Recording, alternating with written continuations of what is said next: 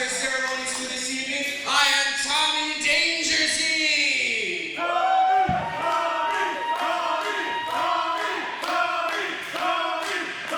And for a very special occasion on this evening, I would like to introduce my special co-commentator for the evening. So, to bring him out, let's get this party started right. Let's introduce the Super Shogun Wrestling World Heavyweight Champion, Jacob!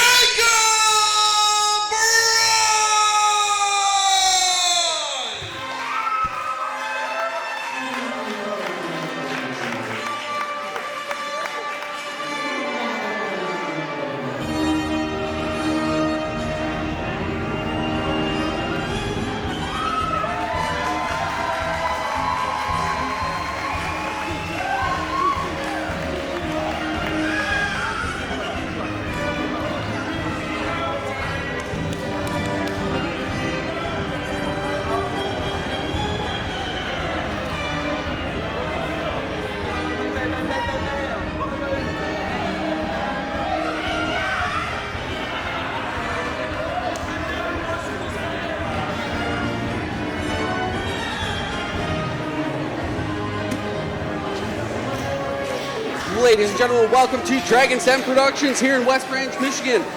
This is Super Shogun Wrestling. I am Tommy Danger Z, and joining me tonight is a very special co-commentator, the Super Shogun Wrestling World Heavyweight Champion, the Carnivore of the Carnival, the Shogun Strongman, Jacob Braun. It's a pleasure to have you here. That was quite an introduction. Thank you, sir. Jesse needs to take some notes. I've been trying to give him notes for years, but he just don't listen. But we're going to get this show started off with a new pick as Steven Lyrics making his way out. We're not exactly sure what he's coming out for just yet, but we saw him as he debuted at the Ronin Rumble last month. Didn't exactly get the outing he was probably hoping for, the splash he was expecting. No, it was an impressive showing nonetheless, but you got to start somewhere, especially when you're trying to introduce yourself into a new promotion. And when you're going face-to-face with the entire roster at that point, trying to get your shot at your championship, you got to put your best foot forward. But man, was it a stacked crew at that Ronin Rumble. So good showing for him, but we'll have to see what he has to say in terms of a follow-up, as we're expecting to see what he has to say and coming out for. He seems to be bickering with some of the fans already, so... Oh, okay.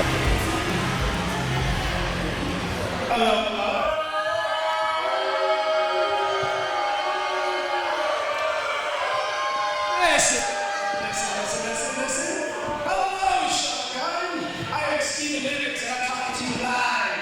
Here at West Branch, the most scummy place on the planet. Oh. Look at yourselves. Now listen, I had a little bit of a different time in the Ronin Rumble. I didn't make it to the top, but tonight, unlike Mulan, who danced in this ring, I will perform something actual entertainment for you tonight. So I don't care who it is, and you bring out, it could be a tortellini.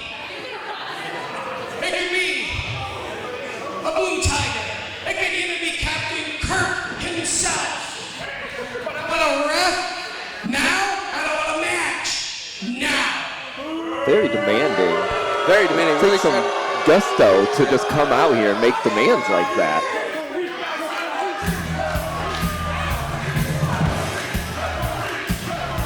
We are getting a referee out here right now, referee Eric Cherry making his way to the ring with a little bit of fanfare, extra fanfare for the referees. The referees are supposed to be unbiased officials. What is he doing? I mean, you can be unbiased, but still loved by the fans here in I West Branch. suppose.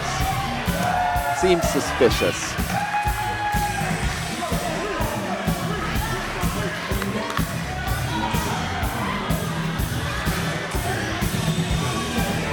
The real question is, though, after making that call out, who's going to be the one to answer the call? Are you having a matchup? a dance-off, you think?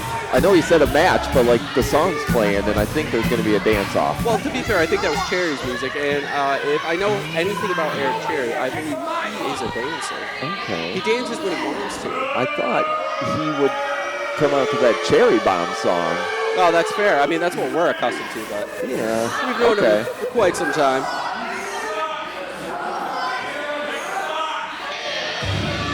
Uh-oh. And when you ask for the bull, you might get the horns. Steven Lyrics is going to be in for something a bit more than he might have wanted. He's already arguing with Eric Cherry about Mad Dog coming out here. Yeah, so. He's shaking his head. He doesn't want any part of Mad Dog Warren making his way out, lighting up that cigar. Nothing but manly physique out there. I'm right here. Yeah, but he's like super manly in like a different way. Okay, all right. This is now The chain is... exhibition match refereed by Cherry Bomb between Steven Lyric and Mad Dog Warren. Well, it sounds like it's an official matchup to me, but he did say exhibition match. I mean, realistically, though, he may not have wanted to see Mad Dog Warren come out here, but Steven Lyrics might be getting the opportunity he exactly needs. Because if he can come out and put a good showing at the very least, maybe even pick up the victory over Mad Dog, that's a huge statement piece. Absolutely. He's got to take what he can get at this point. So if he can make the best out of this, that'll be a good start to his career at Super Shogun Wrestling. And starting to climb that ladder as he tries to make his way closer to you. A little bit of a nip and tuck here. As one enters, one exits. Cherry checking out Steven Lyrics as Mad Dog's making his way back around the ring to get back in. And looks like he might be just about ready to not start yet. No, he's got to check. And I got a little premature. Yeah, you got. You're really excited. Yeah, I cool. get it. I'd be excited too. I'm like ready for this. Oh, hang on. We're ringing the bell. We're going right underway here. Steven Lyrics getting the jump on Mad Dog Warren in the corner as he's prepping before the bell rang. And now just raking Warren across the top rope. Mad Dog going face first into the top turnbuckle. Calling himself the top dog. Oh. He's got to be careful. I mean, I know Mad Dog's got a head of steel, so he's got to do a bit more research. It is a big head, so. He's got to start doing his research on what attacks are going to work on which opponents. May not have been prepped and ready for Mad Dog just yet. As Warren's now taking control. Asking the crowd, they want one more chop in the corner, and he gives it to him. Oh, the iron claw right down to the mat. Squeezing at the skull of Steven Lyrics. He's squirming for the bottom rope, but barely makes it. Cherry getting to the count of 4 before breaking the hold.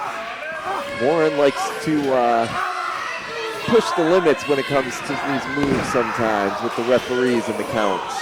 Vicious back right, setting him up. What has he got going on here? And a prettier! Face first with Steven Lyrics to the center of the mat.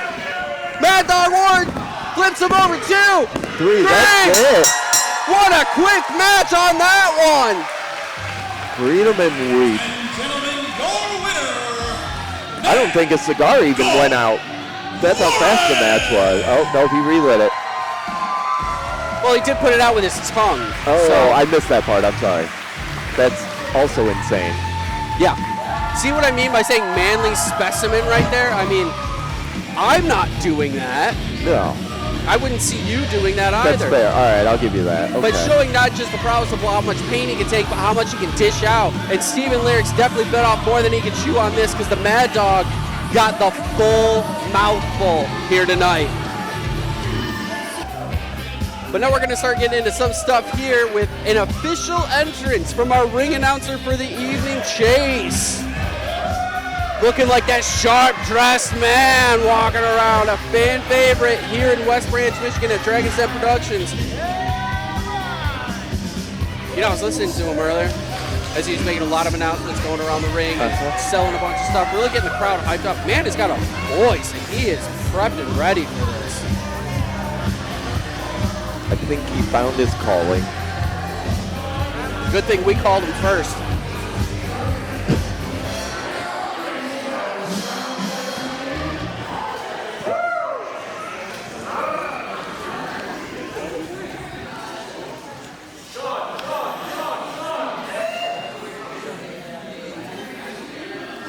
Kirk, my name.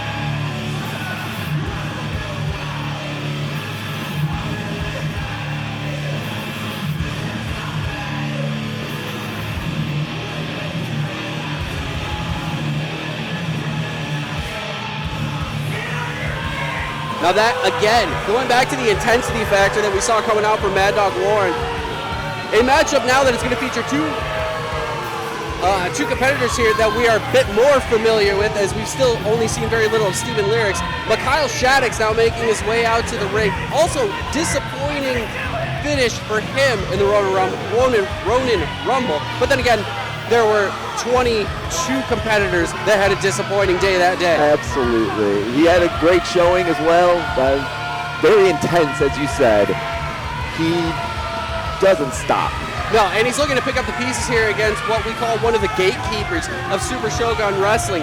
He's got Kung Fu Kirk on the other side of the ring tonight, so really trying to flip the script on what he's been dealing with to be able to turn the tides back in his favor, try to get back into that winning momentum, try to get that confidence builder back. You can see how ready he is for this matchup. It looks like he's been doing a lot of preparations, a lot of soul searching after the disappointing loss of the Ronin Rumble, but we'll have to see how that transfers into the heart, the determination and the grit of, as I stated, gatekeeper, that is Kung Fu Kirk, the man who even pushed you to your limit once before. Kung Fu Kirk is a hell of a competitor. This match will definitely be a test for Kyle. Time and time again, we've seen it to the extent of his body gives out before his heart does. And time again, he'll keep kicking out, just when you think you've got him down on the mat. He's right back up, ready to hit you harder, twice as hard even. And you hear the roar of the crowd here in West Branch. Goodness gracious me.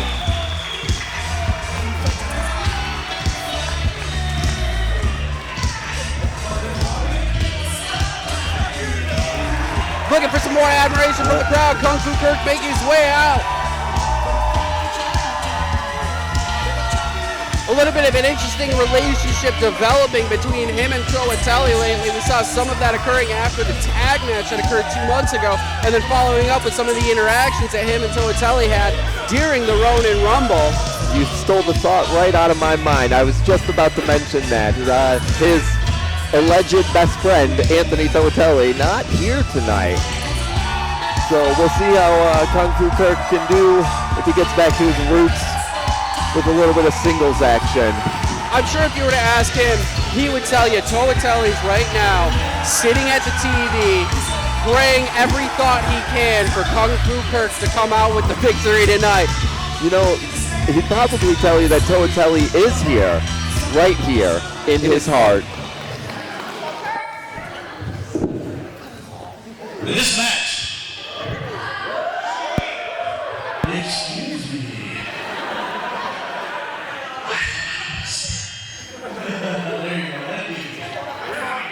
This match is a singles match scheduled for. Thank you, Shogun. 30-minute time limits. In the quarter-time left, weighing 666 gallons of blood, hailing from Buffalo, New York, he is your bloodletter, Shadex.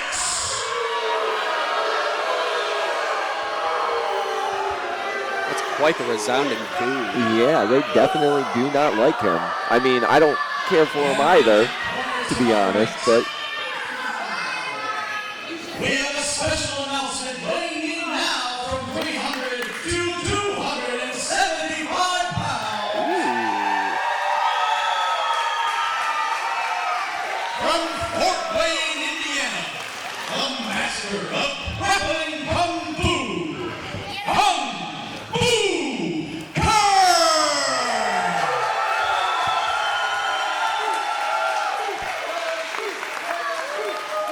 it's because when he's not doing Kung Fu, he's in the gym with Strong Like Brawn Fitness. I did see that he had signed up for Strong Like Brawn Fitness, and definitely already seeing the results. 25 pounds down, that's a significant amount. The real question is he already accustomed to the new weight? That can definitely be a determining factor in this match here. Waiting for the referee to make a call. Referee Sean here tonight, refereeing this match between Kung Fu Kirk and Kyle Shadex.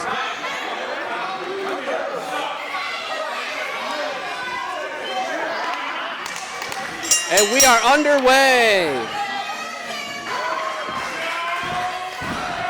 Yeah, it would be really, unfortunate, however hilarious, if he wasn't accustomed enough to the weight and you see him try to do something like a diving crossbody or something and he just goes flying way over the ring. Light as a feather. Light as a feather, thick as a board. Shadex grabbing the ropes. I don't think I've ever heard someone scream ropes that much before to try to break a hold.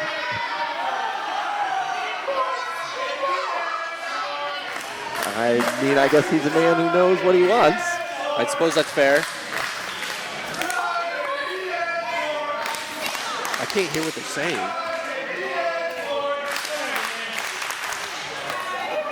Cry baby? I don't know. Maybe cry.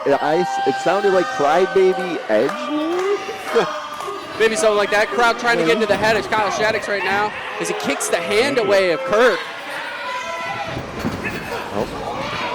Ducking the right arm. Kirk now on the offensive. Big right hand. Right across the jaw. Following it up with a second. Sends Shadex into the corner.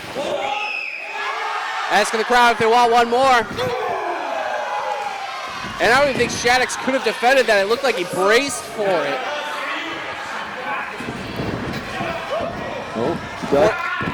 Ducked off to the fourth.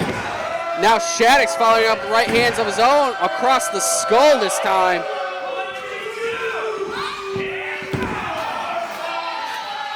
He's back to the vertical base, but Kung Fu Kirk won't go down just yet. He's taking the onslaught across the head and across the face right now, the right hands, but he's still wobbling around just fine. He's still got that strong base to him. It's hard to get the big man down, even at 275.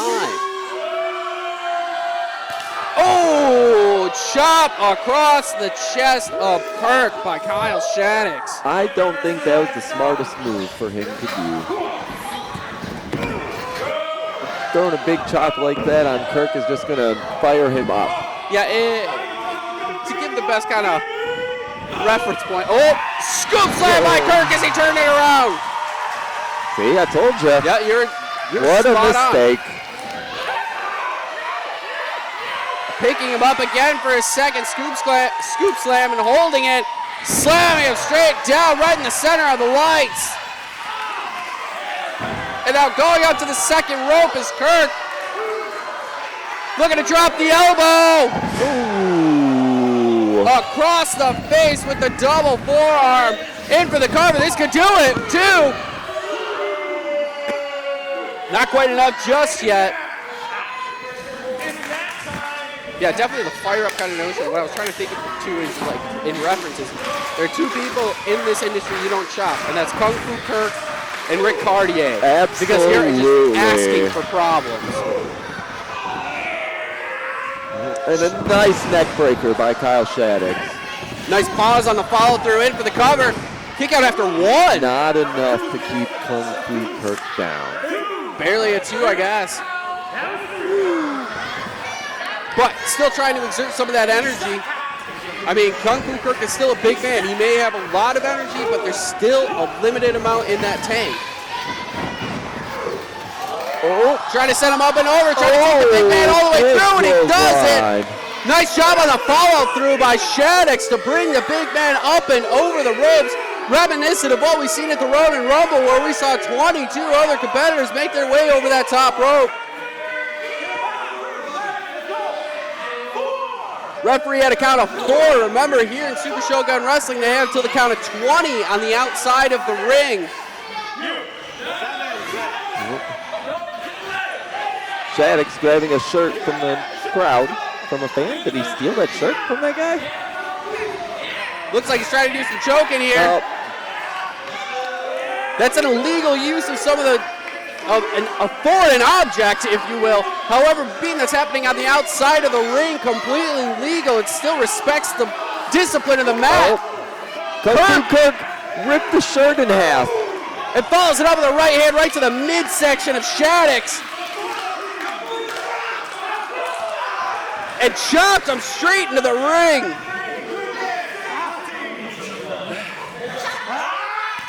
Ooh, another big chop. Shadex doesn't want any more of that. He's running away. Yeah, even with the still having his shirt on, the thud that was echoing through. I mean, we were good about 15 feet away from that with headphones on and heard it as clear as day.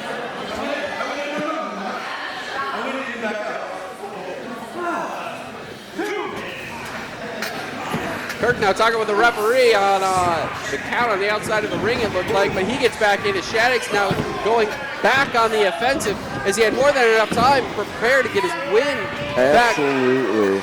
Kirk took too long. I don't know what he was doing with the referee, but he's paying for it now with these running knees.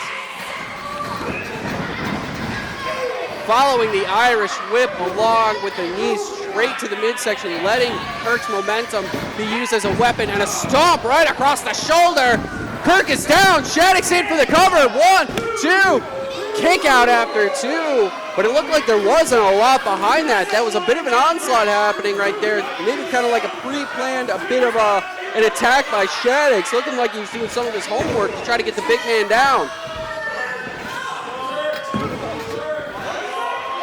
Kirk making his way back up to his feet. I wouldn't take your eyes off him if I were you, Shadex. Again, Shadex trying to do some jaw-jacking with the crowd, and now Kirk, German! Right to the center of the ring, keeping them latched on tight as they get back to their feet for number 2. Kirk still holding on tight, looking for lucky number 3. A triple German, a release on the 3rd.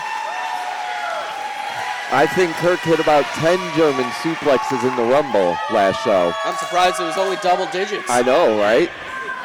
We were we had a tally mark for Germans and super kicks. Rolling elbow misses. Shadex trying to turn it around. Knee right to the back of Kirk. Really trying to break the big man down at the spine right now. Oh, big stomp. This might be it right here. It looks like Kirk is out. Rolling him over. 1, 2. No. I'm trying to get a good look at Kirk's eyes right now. It looks like he's barely got him open. He may not even know where he's at. He might have kicked out of instinct on that. Shadex has got to keep on the onslaught at this point. He's got the big man down. He's got the offensive that he needs. But Kirk now back in. More German. 4th German. Kirk trying to get some fight. Oh. And there's the roaring elbow. Straight across the chin. Holding his arms in tight from the ropes. 1, 2, 3.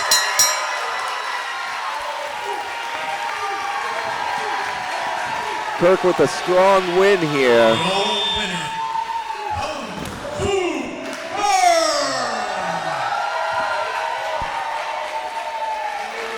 As it looked like Shadex had the upper hand, Kung Fu Kirk able to turn it around in the resounding last moments of that match to be able to pick up the victory. A 4th German out of nowhere, following it up with a roaring elbow and just knocking Shadex clear out. He's still dazed. He is loopy. Kirk giving him a little bit of sign of it's gonna be all right. Yeah, buddy. right, absolutely. Kirk's always a good sport. But when the bell rings the first time to the second time, Kirk is in action mode. But he likes to have fun, obviously. He's out hanging out with the fans here. He's got his cool jacket. I'd like to take this opportunity as Kirk makes his way around the ring to thank our sponsors here at Dragon's Den Productions. We'd like to thank Made in the USA, First Fitness, Pink Ink Tattoo, Live One, Realms, Chase Construction, Better Than Pawn, West Branch Antiques and Comics, Kingdom Builders, Ogama County Vice, The Orator by our own JLC, who is missing here today, but with the luxury of our roster, I got the luxury of our Super Shogun Wrestling World Heavyweight Champion Jacob Braun at my side here today. I'd like to also thank the AT&T in West Branch, Tiny Spark Studio, and Jack's Attic. And we'd like to make a special thanks out to both the Warren family and the Brody family for all they do backstage and on the forefront here. Match in, match out, show in, show out. Because they always show up and help us be ready for a fight.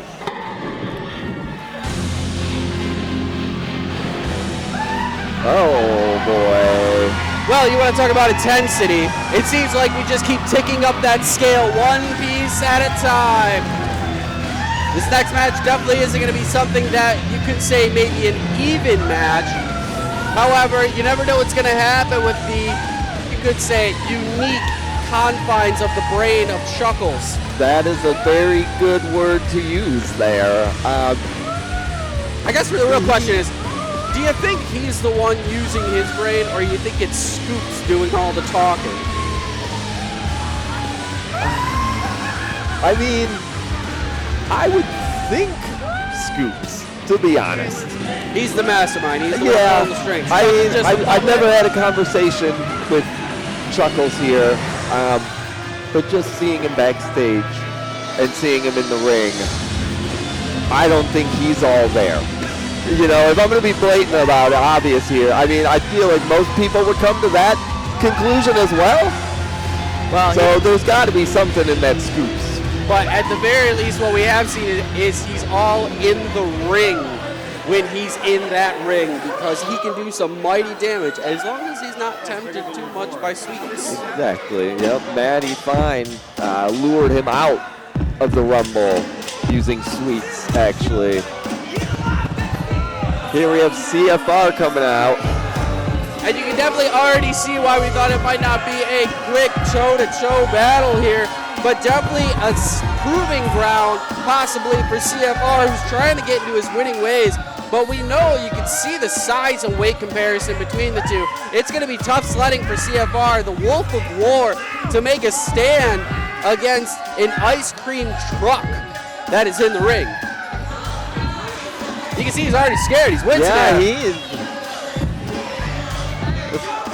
It's not very wolf of you to be afraid of your opponent here, no matter their size.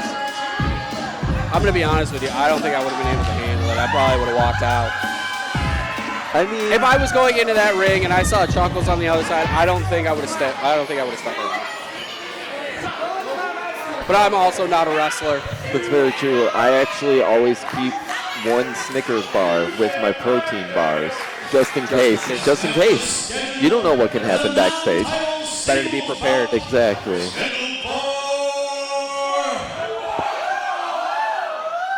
And a 30-minute time limit. Introducing Kirk, weighing in at tons of fun. From an ice cream truck near you, he's Chuckles the Clown.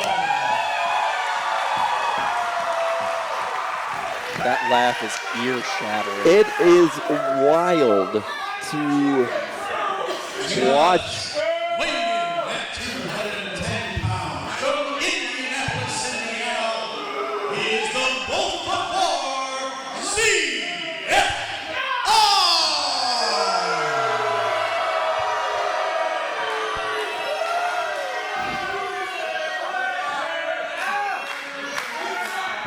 I'd like to thank Chase for the introductions there, and we're looking to get started. Referee Sean checking out Chuckles. I mean, I don't know how many words he got out of it, but it looks like he's good to go. We are good to go as this matchup is underway. Seeing how creepy and terrifying Chuckles is, but everyone just loves him. It's insane. He's overbearingly scary, but at times it seems like he's got a heart of gold if you get him in the right way. I mean, he was offering a handshake to start, but he may have been asking for candy. Not sure. CFR on the offense as Chuckles is in the corner, a couple boots to the midsection. It looks like CFR is afraid of the crowd, too. Oh, no, he's afraid of Scoops. Yeah. I didn't see Scoops in the corner. In the corner, yep. Catches the kick. Oh, big clothesline, just clobbers him. Yeah, just muscled him over. Like a moving ice cream truck that couldn't be stopped on a downhill train. And now just moving him around like he's nothing. CFR pleading his case in the corner, but he's got no... I don't think that's going to work. No, I don't think it's going to work. He needs some candy or something to bribe the big man. Little extra chuckle from Chuckles after that. I don't know if he's never, like, not Chuckles. I don't know. Sometimes it kind of seems like a scream. But Chuckles always comes in pairs. It's 2 scoops. 2 chuckles. Chuckle here, chuckle there. I understand it. I'm just not happy about Sometimes it. it's a chuckle everywhere. Oh, but hang on now. To the gut. Only staggers him. Can't bring him down. Another drop kick. Trying to go a little bit higher. He got up to that right shoulder. And it did push Chuckles back into the corner of the ring. CFR trying to gain some of that momentum, splash into the corner, and immediately got out as Chuckles just started walking out. Yeah, like Chuckles didn't seem to have much of an effect on Chuckles there. Oh. Tried a little bit of back and forth. CFR is actually getting the upper hand as he's using right hands right to the center of the chest.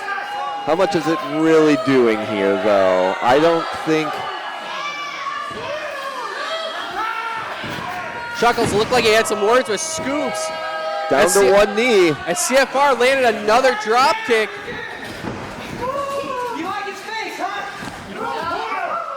And now keeping on the kicking onslaught as much as he can right now.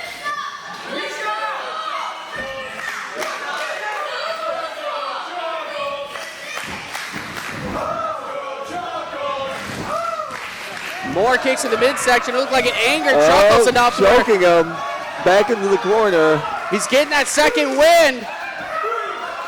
Up to the top rope. Now he's looking to get some direction from Scoops. Oh, the brain. See? Scoops is the mastermind here. I knew it. Oh, but off the top rope. Oh, no. Caught the crossbody. Oh, slips out. Chuckles, you got to stay on him. Looks like he's trying to approach him in the corner. CFR trying to back away. CFR just trying to keep him at bay a little bit. Chuckles just taking these kicks. Is he trying to prove a point at this point? Looks like he's trying to set him up for a tornado DDT off the second rope here. There he goes. Oh, he actually plants it. He plants it. He plants it. He took the mask off of Chuckles at the same time. And he was more concerned about that. Chuckles crying about his face being exposed momentarily.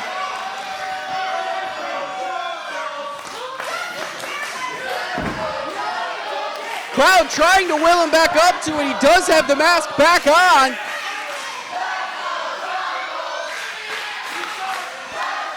CFR waiting for Chuckles to get back up. Looks like he's also talking to Scoops. Uh-oh. He's trying to attack Scoops now. Hang on. Chuckles noticed it. He got to his feet just in the time to save Scoops. And now the brutalization of CFR begins. What a mistake by CFR. That was about 5 headbutts straight to the top of the corner. And now Scoops getting involved. Looking for the mandible claw. He's got him tucked in tight. CFR looks like he's about to get his 2 scoops. Up and down he goes. Ooh, good night, CFR. Does that count as outside interference? I don't think so. 1, 2, 3. Hey, that's the match, folks. With a little assist of Scoops, Chuckles the Clown picks up the victory. I mean, the outside interference would come into play if we actually define Scoops as a person. That's or a competitor. true. I mean, Chuckles may see him that way, but we're still looking at him as like a glove. Okay. Which is... Don't tell him that. No, I'm not going to tell him All right, that. good. Yeah, I don't want to either. I'm pretty sure he's not going to understand the show even if he watches it, but nonetheless, we saw him take the beating, and that might be putting other people on notice too if they ever do end up going up against Chuckles, because that could have been the statement piece for him of saying, I don't care how much you attack me, I'm going to let you attack me, but I can take it and I'm going to dish it out tenfold. Especially if you touch Scoops. Yeah, don't piss him off. Yeah. I mean, you don't piss off the big man. No, definitely not.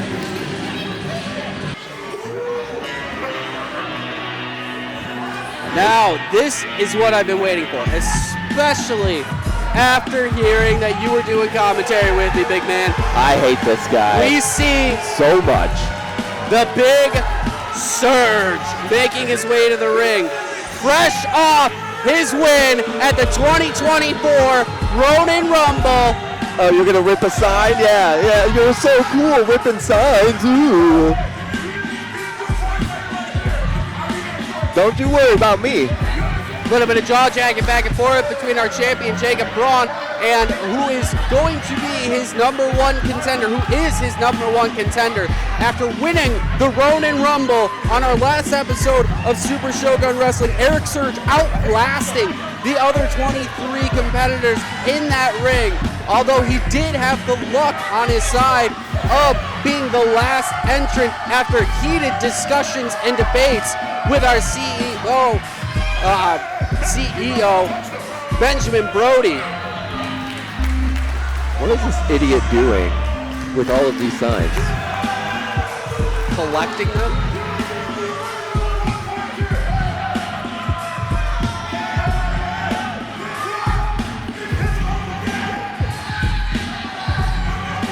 Worry about your match.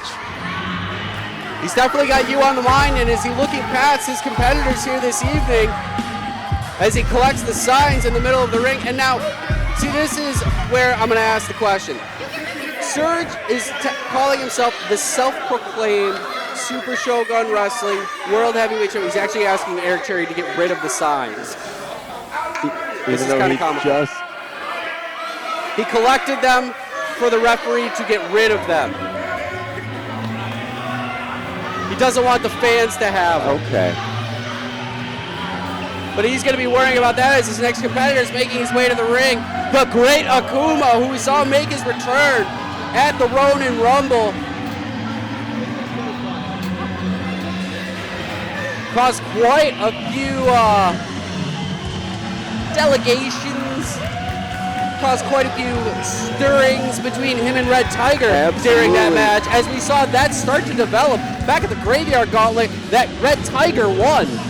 Yeah, I was just about to mention that. That's where it all started, and Great Akuma did not forget that. So when he came back for the Ronin Rumble, he had unfinished business. He knew it at the very least. If he wasn't winning the Ronin Rumble, he was getting back at Red Tiger. And he definitely did that, which set up this matchup here, which is actually going to be a triple threat match. We see Surge and the Great Akuma in the ring, and still yet to make his way in is our third competitor for this triple threat, who is none other than the Red Tiger. He's a good kitty cat. He's the best wrestle cat. He is.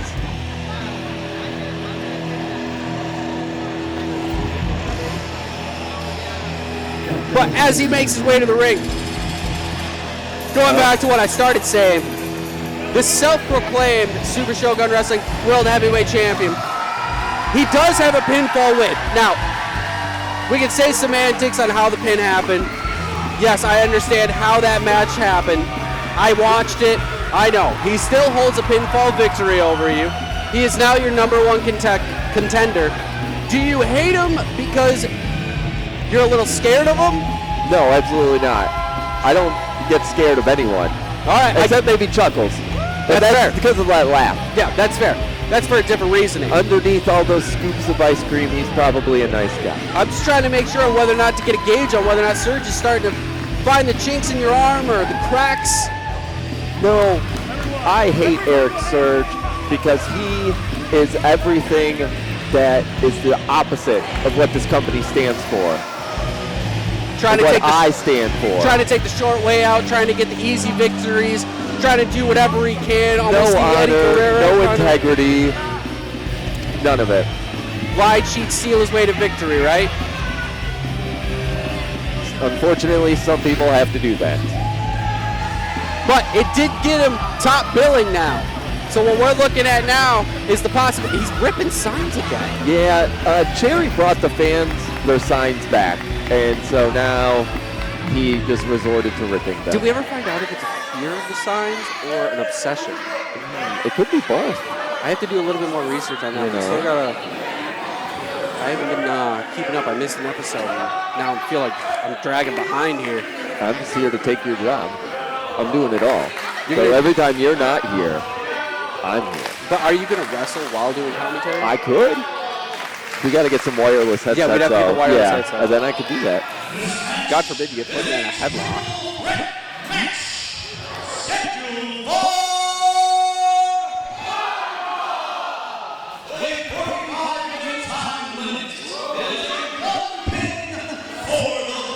One of these days, we're going to have a 2 out of 3 falls match. And then the crowd's not going to know what to say. 75 pounds, hailing from Hollywood, California, your Ronin Rumble winner.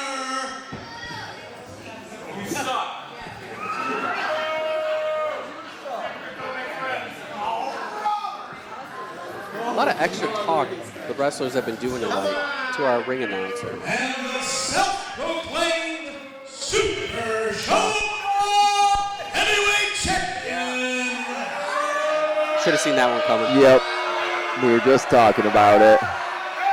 I think he might have heard me. That might have been my Maybe. bad.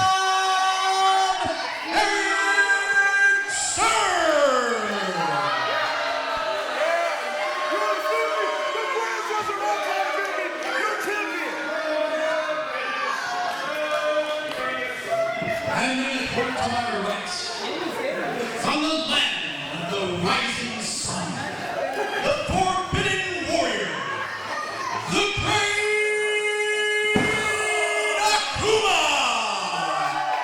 That's such a good moniker. The Forbidden Warrior. And in the corner to my left, I guess we'll just throw away all of my monikers. I didn't say yours were. I just said he's at all. your graveyard gauntlet winner of 2023, the WrestleCat, Red Tiger! A lot of accolades in that ring right here. History being made episode after episode of Super Shogun Wrestling.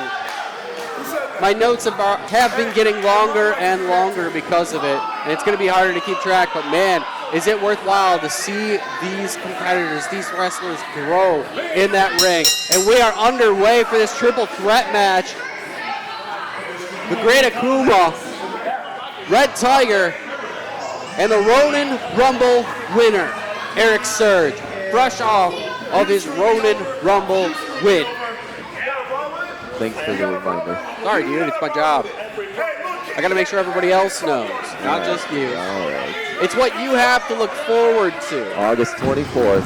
Oh, Tiger being, big right hand from Surge. Tiger's got some unfinished business with both of these men in this match here. So he's got his hands full. Yeah, he sure does. And they both really don't like him. So seeing them both team up now to take out Red Tiger initially should have been something he should have prepared for. Absolutely.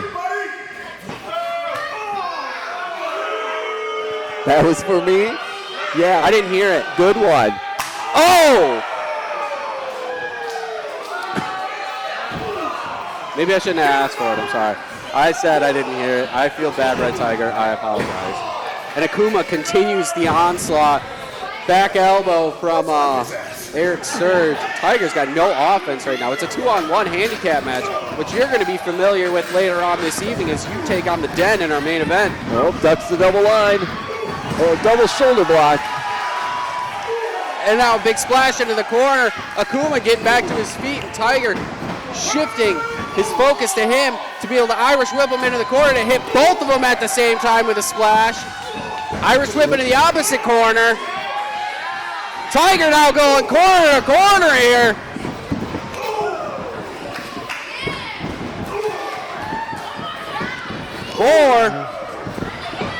5, 6, 7. No! Surge catches him.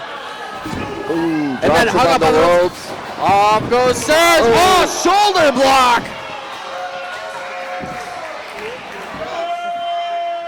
Red Tiger's no small wrestle cat either to be thrown around like that. Surge is a big boy. Absolutely. I know I've got my hands full tonight with the den, like you mentioned, but August is also a tall glass of water. Yeah, at the very least, you don't necessarily have to be considering like looking past the den tonight. But the match tonight, the 2-on-1 handicap match you have against Mighty Bojack and Caesar Asher, that's not a title defense. So the only thing to lose is the match and maybe a little bit of honor. But at the end of the day, it's a 2-on-1 handicap match. You're the one going in with the disadvantage. You're the one saying, I can take on these Super Shogun Wrestling tag team champions on my own and prove myself as a singles champion. Well, that takes a lot of gusto. And nothing will be lost no matter what happens for you in that match. But that allows you to continue your focus on Eric Surge in preparation for Samurai Slam in August against this man. August 24th. August 24th. I'm just here dishing out lessons. Tonight it's the Den. August it's Surge. Who knows who it will be next month. But people got to learn a little bit about what honor, integrity, respect, the things that Super Shogun Wrestling is supposed to stand for. And Red Tiger is definitely one of those competitors that symbolizes that to a T, to the T of a tiger, the teeth maybe. But Akuma now raking the eyes through the mask of Red Tiger, and again he's down on the mat. Ooh, as big kick to the ribs. He continues to get double teamed. Uranagi, spinning Uranagi. Perfection, flat to the mat. You try to go a little tit for tat here. These oafs have to realize, though, that there can only be one winner. Eventually, Akuma and Surge are going to have to fight each other unless they had a preordained agreement. Gut wrench suplex. Perfection. You can't deny the form. You can deny his tactics. Sure. I'll give you that. You can't deny his form. Man's got brilliant form, which is what helped him gain the victory to be the #1 contender. Comes from his collegiate wrestling background. I hate to give him props, but they are due. He's an educated man. Big splash. And all the offense is going against Red Tiger right now, who can't get back to his feet as he doesn't even have a moment's respite as Akuma and Surge continue the 2-on-1 with not even an inkling of Surge or Akuma turning on each other yet. Not even an Not inkling yet. of it. We'll see, though. It's going to implode.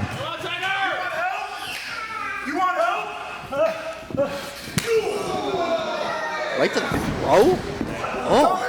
Surge is too egotistical, and Akuma has unfinished business that we've been talking about. So I think both men want the win here, and eventually they're going to realize, hey, you can't win because I want to win. But the question could be, much like we talked about Akuma earlier in the Road to Rumble, what's more important to him? Just dishing out damage to Red Tiger or picking up the win? Because if the priority is just taking out Red Tiger to send a message, I don't think he cares if he wins. Yeah, you have a good point there. And he could just sit here and watch this for the entire 45-minute time limit. That's a long time. It would just be a beat down of Red Tiger for 45 minutes. And I'm not going to lie to you. I'm a man looking for a good fight. I don't think I could take watching the beat down for 45 minutes. And I don't think the people here in West Branch could either.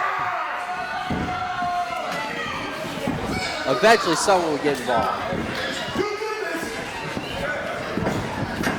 Now looking for a suplex. Ooh, Up Falcon Arrow. Nearly hitting the lights up above our ring. What's that? Total of 500 pounds? Over 500 pounds between the two? Ooh.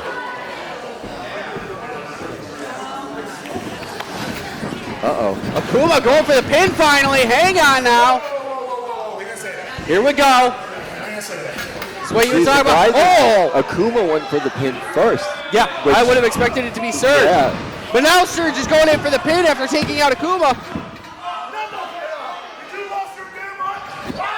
Oh, poke to the eye.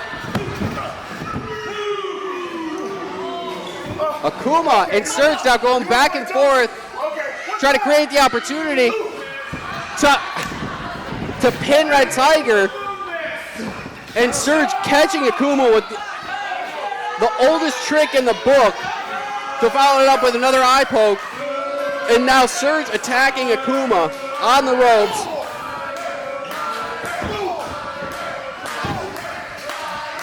Akuma backing it up though, as he now has Surge on the ropes against the corner.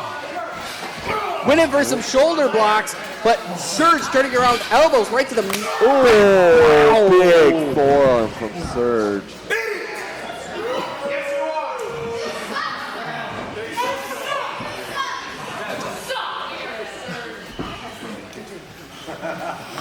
Both men leaving Red Tiger here. Oh, I spoke too soon. I think it would have been smart if Red Tiger would have just rolled out of the ring, kind of let this go for a little bit. He's finally getting a breather, and he's got to take all the time he can right now. Let these two wear each other out. Spinning wheel kick. Tiger back up to his feet though, is another heel kick from Akuma. Sends Surge into the corner. Picking him up for a knee drop.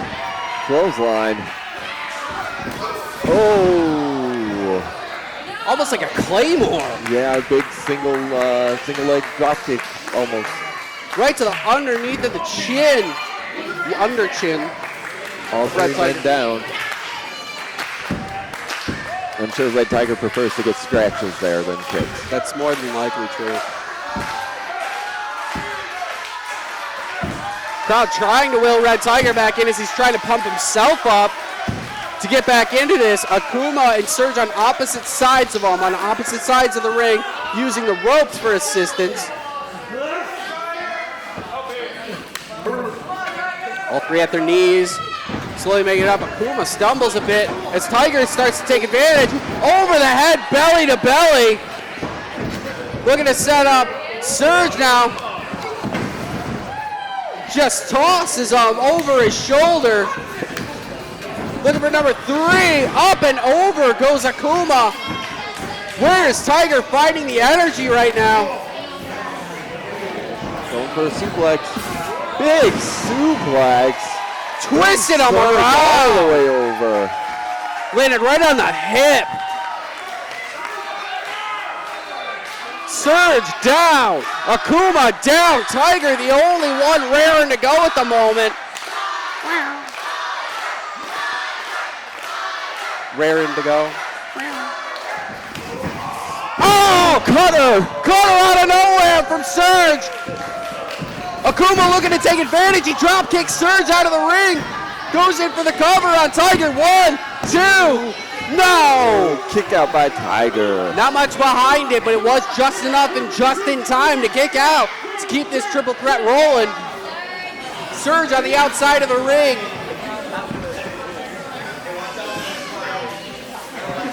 Akuma and Tiger in the middle of the ring. Where is he going? Crawling around the ring.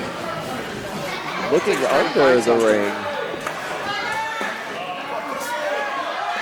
He's got a chair. It looks like he's busted open too. Looking for the miss. Oh, right to Surge's face. Surge gets set out of the ring after he got misted from the great Akuma. Oh, sliced bread. Sliced bread from Akuma.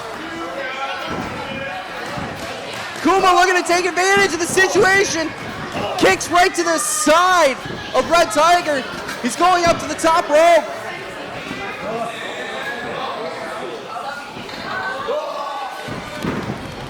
Gets caught by Red Tiger. Pride Rock Bottom. Pride Rock Bottom from Red Tiger. Surge back in with the chair. Chair right to the back of Red Tiger. And with this being a triple threat, there is no disqualifications. There's nothing the referee can do about it. Surge using the chair to take out Red Tiger after Tiger used the Pride Rock Bottom to take out the Great Akuma. Now he's looking to finish the job here. Pile driver right to the chair. In for the cover. 2, 3. Pile driver right to the chair. Unbelievable. Unfortunately, a triple threat, it's all legal. But those are those antics we were talking about. He had to resort to using a chair to win the match. Oh, I just realized that that's probably the mist on his face. Or Akuma's face paint as well. Could be I that. was thinking that too. It was red, so it looked like blood from back here. I just caught glimpses of it. But a victory nonetheless for Eric Surge as he continues his rise here in Super Shogun Wrestling. Whether by hook or by crook, he's picking up wins as he's heading downstream from the Ronin Rumble. What is he doing? To tonight at the Path of the Samurai as he prepares for Samurai Slam August 24th. Oh, well. Looks like he's not done here. I don't know about this. Come on. Come on, Surge. Come on. There's no need for this. Another chair shot to the back of Red Tiger. Well, Tommy Danger Z, it's been a pleasure, but I have to go stop this. All right. Thank you, Jacob Braun. The continued onslaught from Surge, and Braun's running in with a chair from commentary. He's breaking up. The death and dismay that Surge was looking to bring.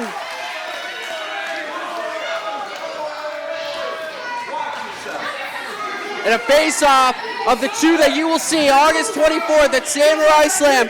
Eric Surge and our Super Shogun Wrestling World Heavyweight Champion, Jacob Braun. The winner of the 2024 Ronin Rumble, Eric Surge.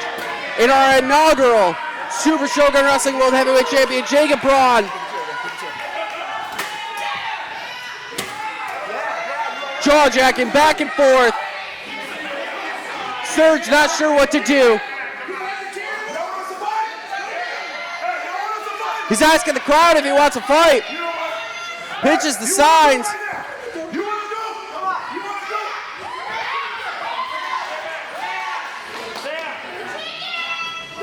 Referee Eric Cherry advising Surge to stay out.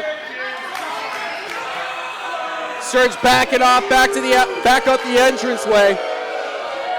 And he's done his Braun and made the save on Red Tiger, who's taking a beating from Eric Surge.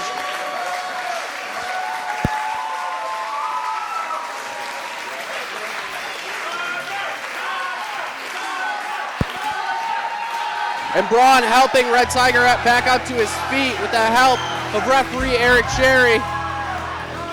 With the crowd's applause as well. He didn't get the win, he definitely got beat down.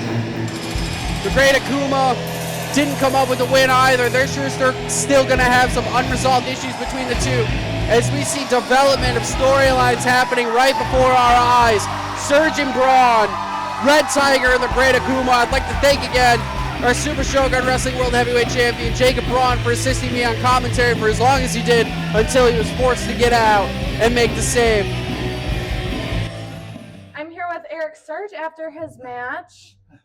How you feeling? How do I feel? Look, I'm a winner. That's what I do. And you know what? This right here, that stupid ass fan. Yeah. I hate these fans. That's your problem. Everybody thought, oh, Eric Surge is gonna lose. Nope. Eric Surge is once again a winner. Because why? Eric Surge is the history maker, your self-proclaimed Super Shogun Heavyweight Champion. But I'm pissed off right now. Jacob Braun put his hands on me. You know what? It's okay. I'm going to go home to the greatest city in the world, Hollywood, California. I'm going to rest this eye because I have a championship match to get ready for. In August, Samurai Slam, we're going to get a new champion, and you're looking at him. So, Jacob Braun, Go home, go change, ice those boo-boos, because I know your ass is in pain right now, taking that beating from the den. Because whether you like it or not, I don't care if you show up 100% or 50%. I will drag your ass. My bad. Let me rephrase that. I will drag your carnival spinning ass into that ring, and I will make the ref count 3 if I have to. I'm here with Red Tiger after his triple threat match. How you feeling? I'm not happy. I'm not happy at all. You seen you get beat up out there. You saw what happened. I did. I feel like you enjoyed it. I did, yes. Don't get me wrong. It was very nice to see you lose. But did you know that they were going to team up against you? And I had a feeling they were going to do that. In April, Surge screwed me out of my world championship. Yeah, didn't Surge win? Surge won everything tonight, didn't he?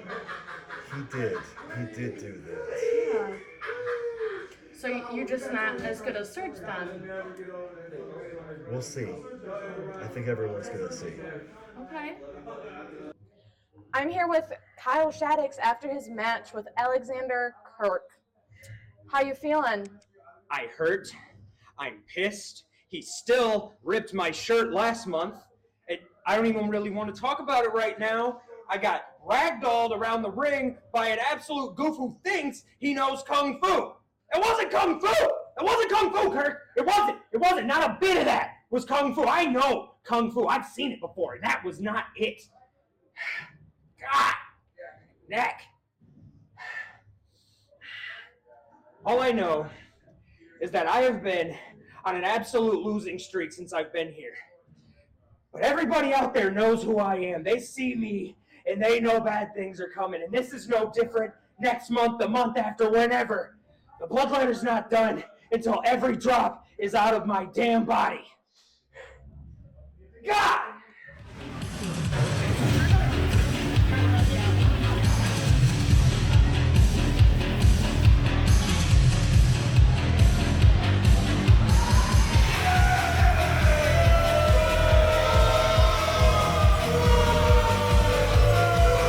And as we continue to roll on here at Super Shogun Wrestling's episode number 12, The Path of the Samurai, as we're on the road to Samurai Slam on August 24th. But don't fret, that's not our next show. Our next show after this evening will be on July 13th here in West Branch, Michigan at Dragon's Den Production at the West Branch Outlets. Be sure to come check us out. If you've seen what you've seen up until tonight, you like what you're seeing, the strong style wrestling that we present here at Super Shogun, please be sure to make your presence felt. We love seeing the crowds getting larger, and it gets heated in here. The amount of energy and love that we see from this crowd is unexplainable and can only be truly experienced by being here in person. But we're rolling on here after Eric Surge picked up a big win from his triple threat match between the Great Akuma and Red Tiger, as we're getting ready for tag team action. And making their way to the ring are the two, you could say, makeshift tag team to a certain extent. Two competitors that have worked around each other a lot, have been near each other a lot, and now have been tagging for quite some time over the past few months. Excess Express, we have Bad News Roberto Cruz and Chap Daddy himself, JJ Hughes, making their way to the ring. Hughes, of course, being followed by the ever so nice Maddie Fine.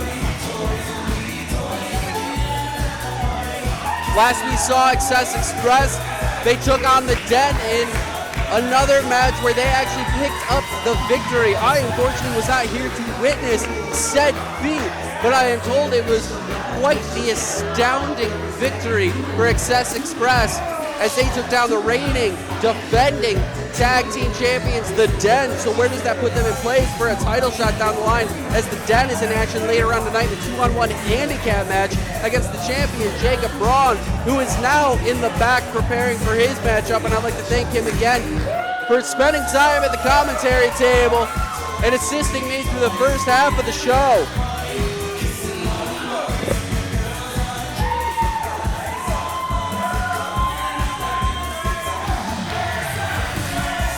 And what? That's just rude.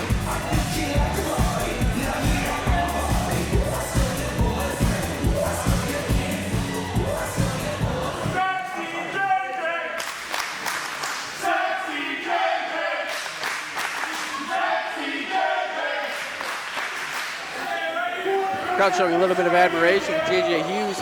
Although not always liked, he is admired for his charisma.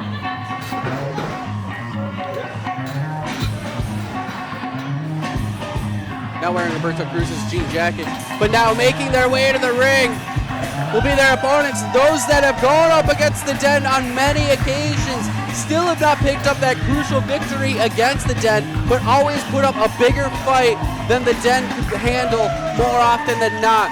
The Cross brothers, Aiden Cross making his way closer to me, Christian Cross standing at the entrance side of the ring as they prepare for what could be in its own right, a number one contenders match. In a way, not official. That's just me spewing what I know.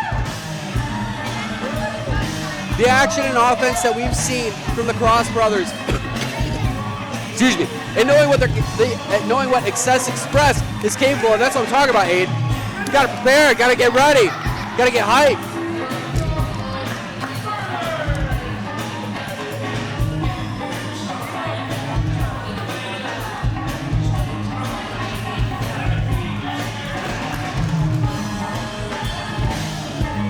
Jerry may have been a race car driver, but as we know, the Cross brothers were born to be wrestlers. And in this ring, they showcase their talents to the highest extent possible. As they're getting ready to take on Excess Express, we got Roberto Cruz and J.J. Hughes on one corner as Aiden and Christian are getting ready to throw hands. So we send it over to Chase for the ring announcement.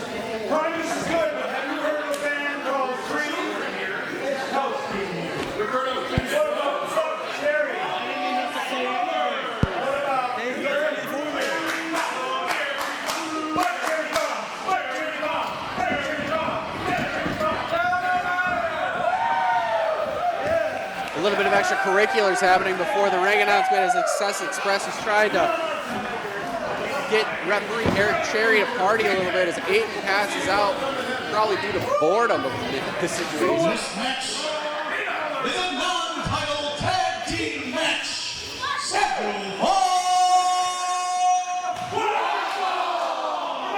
Thank you, Shogun. It has a 30-minute time limit. In this corner, at a combined weight of 450 pounds. By way of Bakersfield, I present Bad News Roberto Cruz. And from the runways of New York and LA, accompanied by the Matty Pie, Chef Daddy AJ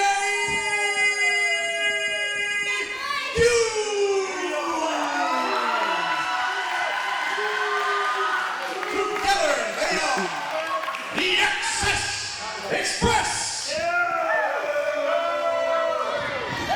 A little bit of a mixed reaction from the crowd for Excess Express.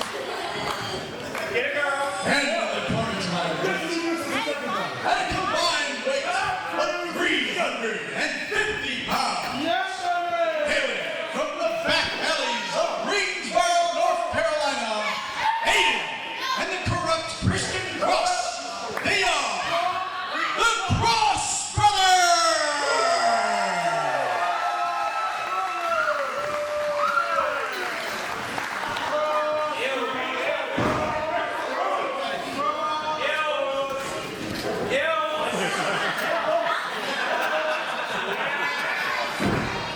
A little bit more of the goofier side we've seen from Roberto Cruz tonight than we have in the past. Usually, he's the more serious of the two between him and J.J. Hughes. But totally, you say you're awesome? I know you're awesome. That's why you're here. Referee Eric Terry trying to check out all the competitors, make sure we're ready for this contest. It looks like Aiden Cross is going to be the one to start, as well as Chap Daddy J.J. Hughes.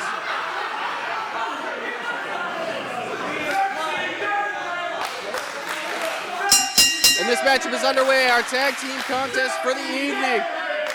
The Cross Bros versus Chap Daddy J.J. Hughes and Bad News Roberto Cruz.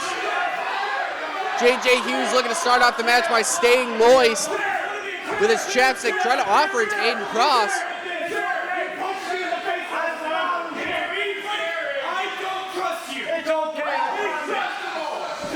A little bit of jaw jagging. J.J. Hughes trying to offer his chapstick. Aiden Cross saying he doesn't trust him. He's going to punch him in the face.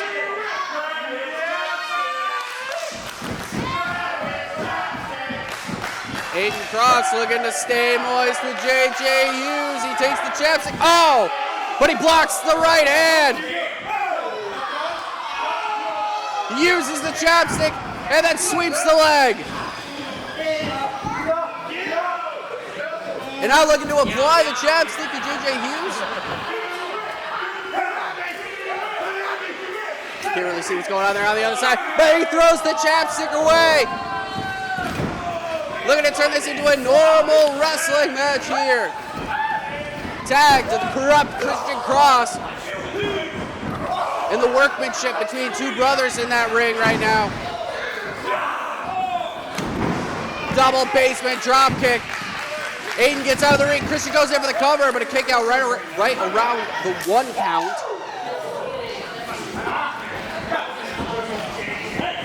Christian Cross gets J.J. Hughes back up to his feet, trying to work on their arm, wrenching it through. Tag back to Aiden, who's now wearing Chap Daddy's headband. Off the ropes. What tag teamwork between the two. Another basement dropkick, but a kick out at 1 again. Aiden and Christian working in tandem. Smooth as butter. Room temperature butter, that is. Unsalted. Back to wrenching on the arm. Aiden makes a tag to Christian. Tags official. Cherry emphasizing the rules that he needs to be holding the tag rope. That's proper tag team wrestling for you. Irish whip right into a boot. Back and forth these two go as they're putting the work in on Chap Daddy. Finishing with a German into the pinning combination, but dropping a leg drop. 1, 2. Kick out after 2. Christian looking to pick up that win. Cruz had no way to be able to stop it in time. He didn't even make an effort at it at the very least. Maybe he was confident that JJ was still going to be able to kick out of it, which he was at the 2 count, but that's a lot of damage that J.J. Hughes has now been taking up to this point in this matchup. He's been the only one in there, has not been able to make a tag to Roberto Cruz just yet, while Aiden and Christian have been frequently tagging in and out, using combination tag team maneuvers between the two. Hughes back up to his feet. Into the corner is Christian. Irish whip to the opposite side, but no, reverse by Hughes. Looking to turn it around. Christian Cross dodging it through the ropes. Insaguri over the top. Gives a nice little wave to Bad News Roberto Cruz. And then leaping through the ropes for a drop kick. Nice maneuver by the corrupt Christian Cross. Hughes now trying to get some offense going as he throws haymakers to the midsection. And now giving him a kiss. Gag-worthy. Whoa. That was a haymaker across the side of the face. Hughes now looking for the Bronco Buster, but hang on a moment. I'm looking over to entrance side. And coming out through the entrance is Mad Dog Warren with his own lawn chair, looking to watch the action. Cigar in tow. We know the dealings that Mad Dog Warren has had with both J.J. Hughes and Roberto Cruz. Cruz now the legal man. The fights that Hughes and Warren had for the past year. Time and time again, brutalizing each other, interfering with each other's matches time in and time out, which culminated in the Road and Rumble again. But here's a cover for Cruz. Kick out after 1. Finally, Excess Express is on the offensive with Cruz now the legal man who's fresh because it's the first time he's getting into the matchup up to this point. Now stomping on the limbs of corrupt Christian Cross. Cross trying to fight out of it. But an eye rake right across the left eye. Stops him cold in his tracks as he gets hung up on the ropes, and now Cruz using the ropes to his advantage to try to choke out, and now distracting the referee, allowing Matty Fine to get involved, inflicting some extra damage on Christian, and now in for the cover. Kick out after 2. Another cover. Another kick out right around the 2 count. Tag to JJ Hughes. Leaping forearm. In for another cover. Kick out after 2 again.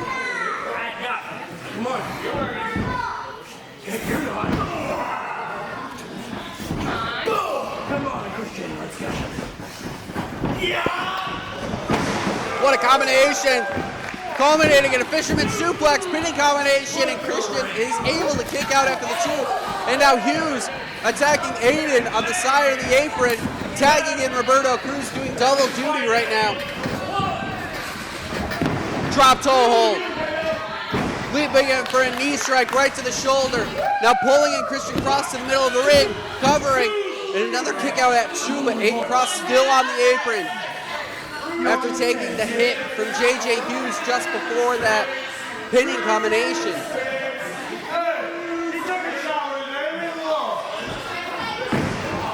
Headbutt right to the inner thighs. In for the pin, and another kick out, and a nonchalant from Roberto Cruz after Christian kicked out of that, almost like as if he was anticipating wanting to be able to do more damage, and now reapplying the trademark of Chap Daddy. Snap suplex by Roberto Cruz. In for the cover. Kick out after 2.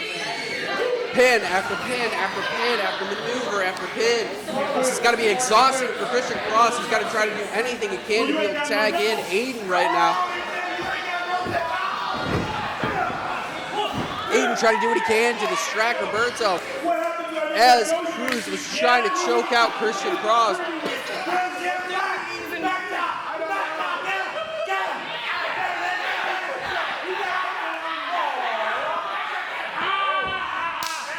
And now a tag to JJ Hughes, who's now the legal man.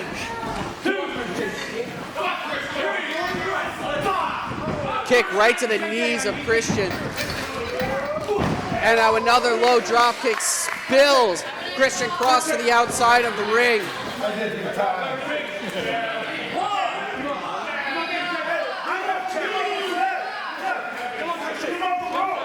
Aiden on the middle rope, trying to see what's going on with his brother. And Cruz now getting involved as the referee Eric Cherry's distracted. Christian going off the ring pole, and now Matty getting involved and now throwing Christian back into the ring. With JJ Hughes, the legal man. Hughes going up to the second rope. Gives a few kisses. Dropping a headbutt again to the lower inner thigh. In for the cover, and Aiden breaking up with what a kick across the chest of Hughes. Aiden had enough of that. That's enough to knock the wind out of anybody right there. Christian trying to make it his way over to the tag, but Hughes stops him dead in his tracks, pulls him back over to his own corner. And now makes a tag to Roberto Cruz, who's now the legal man. Right hands to the midsection. And now a boot right to the face, holding firm. Referee at a count of 4. And the anger and intensity from the other side of the ring by Aiden Cross, fuming over to this side. It's making me overheat. Another cover by Cruz. Another kick out after 2. Christian's got the heart to keep going, but he's not able to get anything offensive going against Excess Express right now, as they've had complete control since that initial tag to Roberto Cruz early on in the match.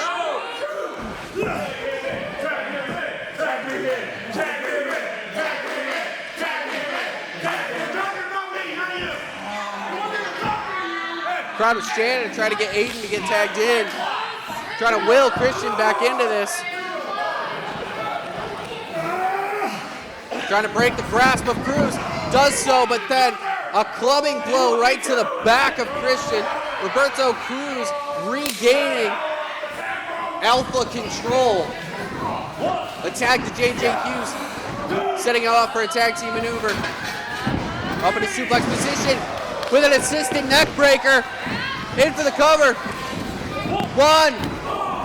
Kick out after 2. Mad Dog Warren now on the apron.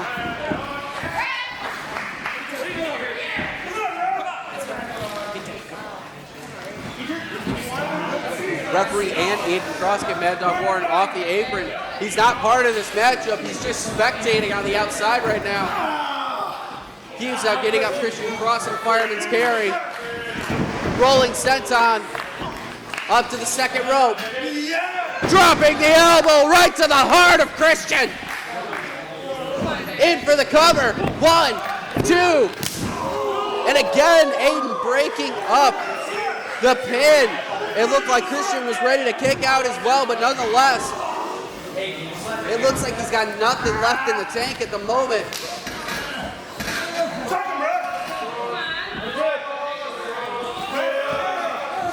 And now utilizing Cruz with added leverage in the submission maneuver.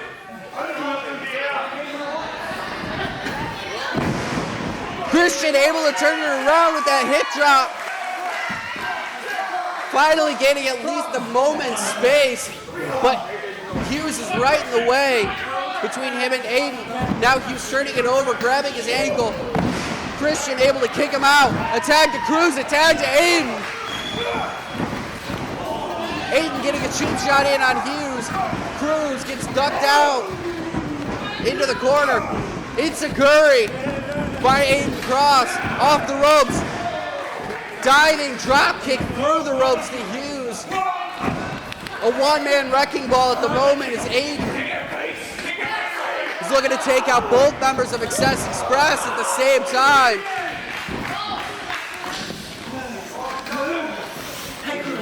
Aiden to the middle rope. Dropping the leg, dropping out in for the cover.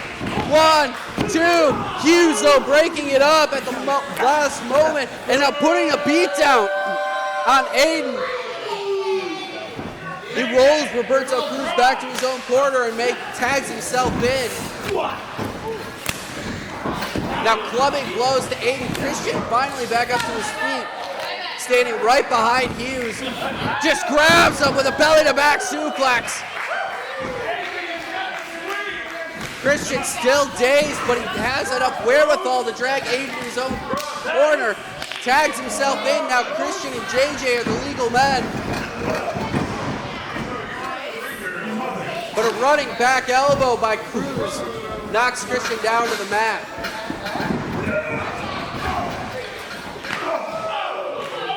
Strong kick right high to the face of Cruz. And a tag to Aiden.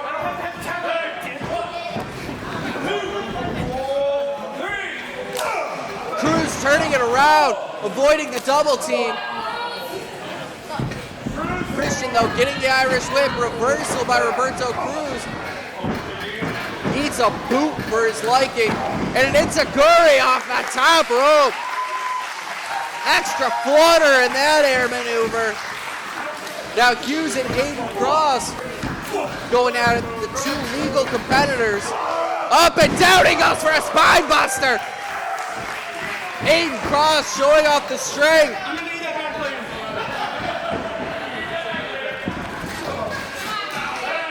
Tag to Christian as Hughes gets set off the top turnbuckle. Christian has got Hughes set up. Looking for the Doomsday, no! Dodges, right arm, roll up, no! Quick tag over to Roberto Cruz after that kick out from the roll up. Setting him down with that neck breaker, aiming for the cover, 1, 2. Mad Dog Warren getting involved, distracting the referee from making that 3 count. It looked like Excess Express had this in the bag, but Mad Dog Warren showing his face. Again, trying to distract this Excess Express. Trying to cost him the victory. Double super kicks to both Roberto Cruz and JJ Hughes from the Cross Bros. They're looking to tidy this one up.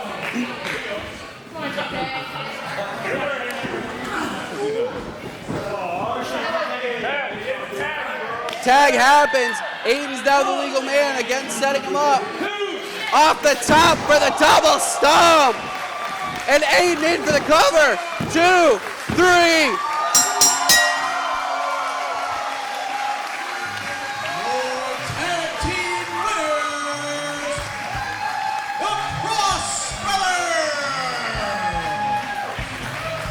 With a little bit of assistance, the Cross Brothers able to turn out the victory. Mad Dog Warren at ringside wasn't getting involved for the longest time, but then showed his face right in the crucial moment as it looked like Excess Express was going to take the victory.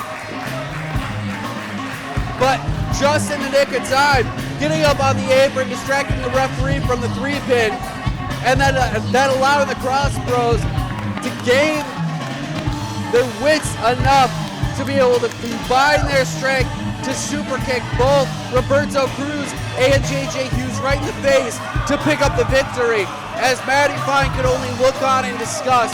So the Cross Bros going home with a win here today, hopefully trying to send that back on the fast track to getting another title shot against the Den, possibly at a later date, but we'll have to see how that occurs with what happened previously with Excess Express facing the Den last month.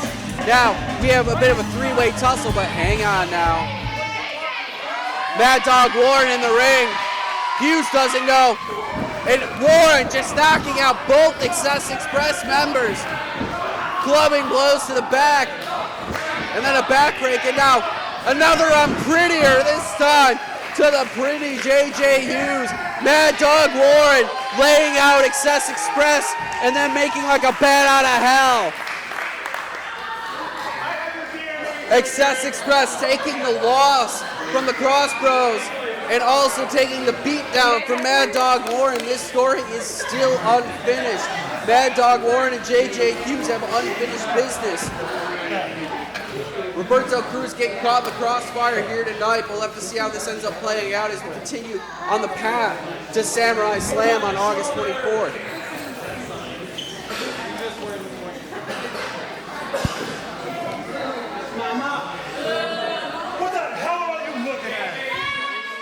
JJ, after his match, how you feeling? That was rough.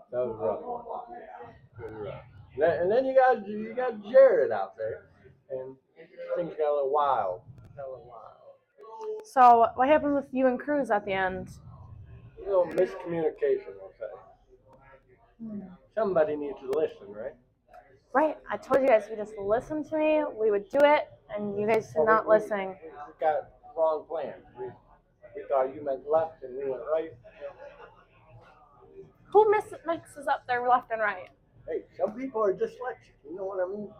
I just reapply. It don't matter what hand it is. Okay.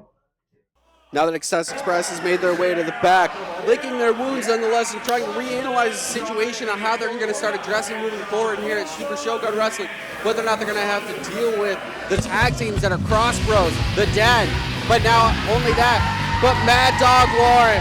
But we're going to roll on here as we're looking at two newcomers again who debuted at the Ronin Rumble, not picking up the win, but trying to make a name for themselves nonetheless. Here in singles competition for the first time at Super Shogun Wrestling. In the ring now, he is the Mosh Pit prodigy, Austin Travis.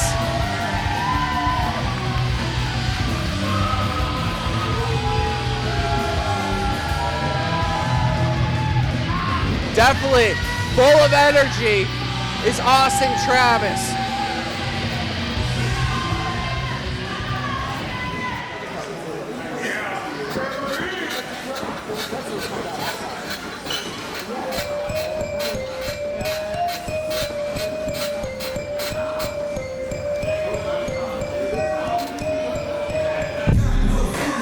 And his opponent Making his way to the ring, the saucy Josh Morris.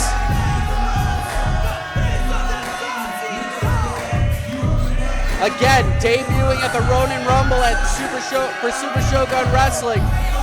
Now that they weren't able to culminate their debut with earning the #1 contender spot for Jacob Braun, Super Shogun Wrestling World Heavyweight Champion, now trying to make their mark here and debut in singles competition and show what they're made of, show their worth and why they deserve to be here, and how they're trying to earn their way, earn their keep as what could be possible #1 contenders in the future. But as of right now, that spot is reserved for Eric Surge, who saw compete earlier tonight in the triple threat match, picking up a victory over Red Tiger and the Great Akuma. But saucy Josh Morris and Austin Travis, the Mosh Pit Prodigy, in the ring. Looking to square off for the first time in this squared circle.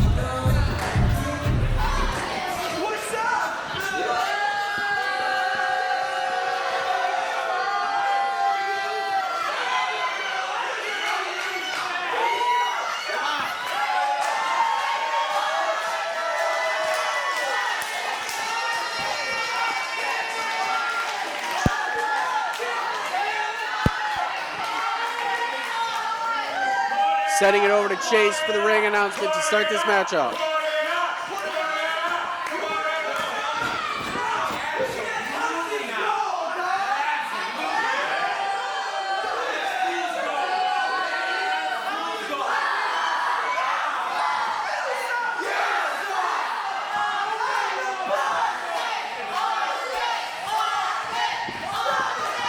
A little bit of extra jaw jagging from saucy Josh Morris and the crowd. This match, the world title singles competition, scheduled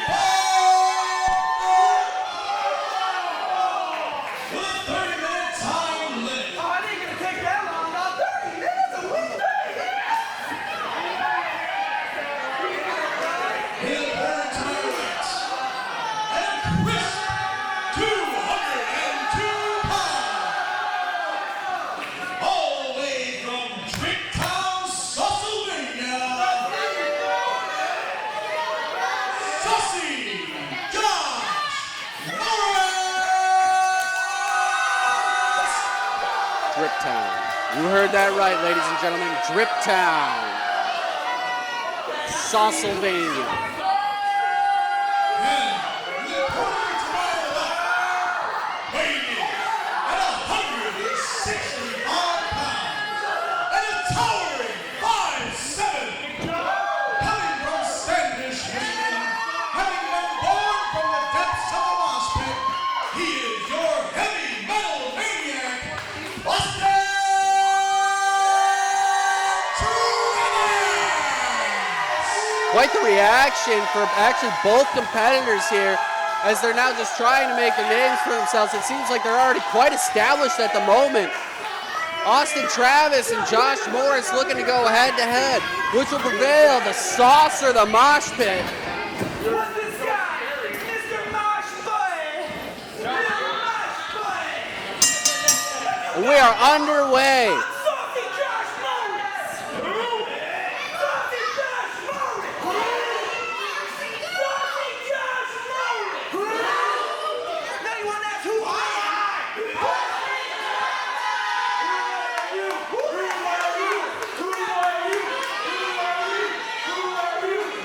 Come on, Goblin, don't listen to them. A little bit of talking again from the crowd towards saucy Josh Morris as he gets Austin Travis in the headlock. A little bit of pose for the cameras, but Travis now turning it around right into that wrist lock, now wrenching it over into a hammer lock.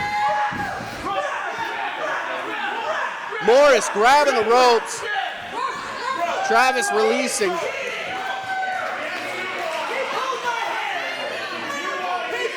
Bit of jaw jagging now with the referee.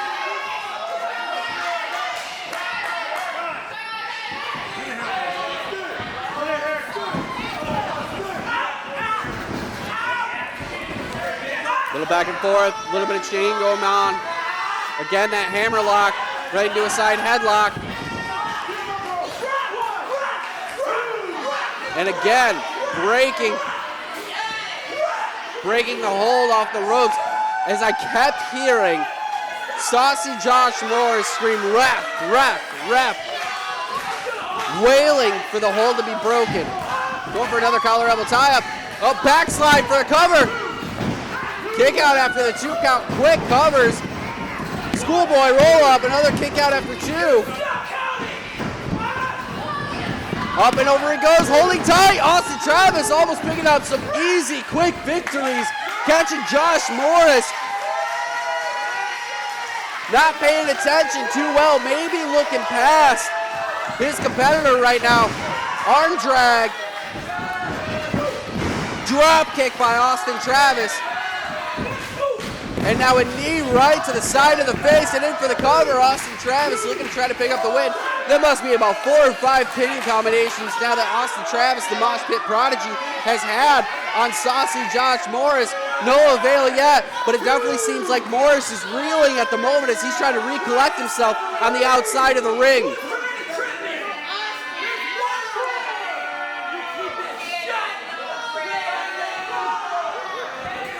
Morris now making his way back up to the apron. A little bit of extra jaw-jacking. Travis trying to meet him at the apron, giving him a couple right hands. Showing him really what that jaw do. Head first off the top turnbuckle. Face first, actually. And I'm trying to grab him as both competitors are climbing the ropes. Up to the second rope is Austin Travis, and over the top, superplex! Austin Travis with the superplex, the Mosh Pit Prodigy, flinging Saucy Josh Morris over the top, and you see him in excruciating pain, in for the cover. Kick out after 2.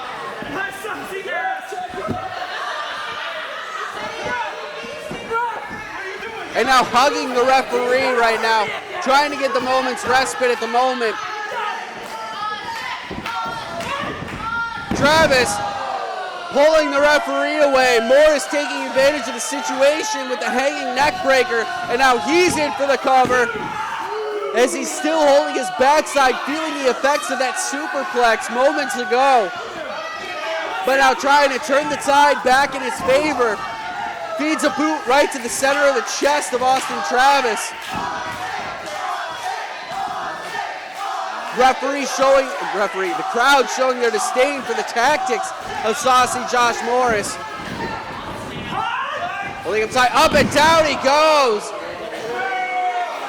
And now a little pose as he falls back into the cover. And that's definitely not going to be the nonchalant cover that's going to take out Austin Travis, at least not yet. He's still burning bright. In his debut singles match, both of these competitors trying to show them what they're worth, trying to show these fans who they are. Getting quite the reception from the fans, that's for sure. And I gotta say, they're putting on quite the performance nonetheless, right in front of my eyes. Showing why they should be a part of the Super Shogun Wrestling roster. A little bit of cartwheeling. Wheeling and dealing. Josh Morris gets caught with a boot right to the face, leaving too much time for Travis to regain himself. Another boot right to the face.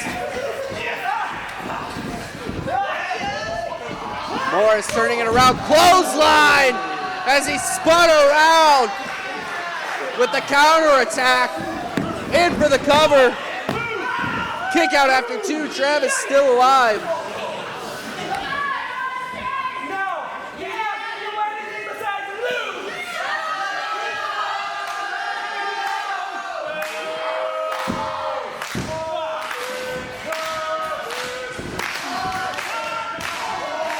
Chop right across the chest of Austin Travis. Now an Irish whip reversal.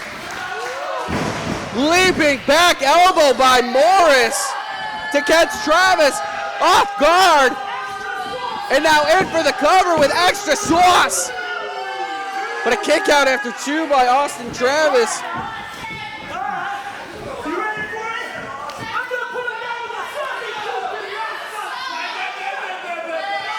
Josh Morris definitely feeling the effects that the Sauce Nation isn't here in West Branch, Michigan at Dragon's Den Production. Travis turning it around with a face plant. 1, 2. Kick out after 2. I thought that might have been it.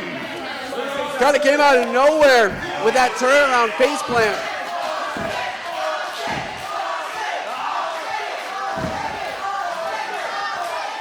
Crowd chanting for Austin to make the turnaround.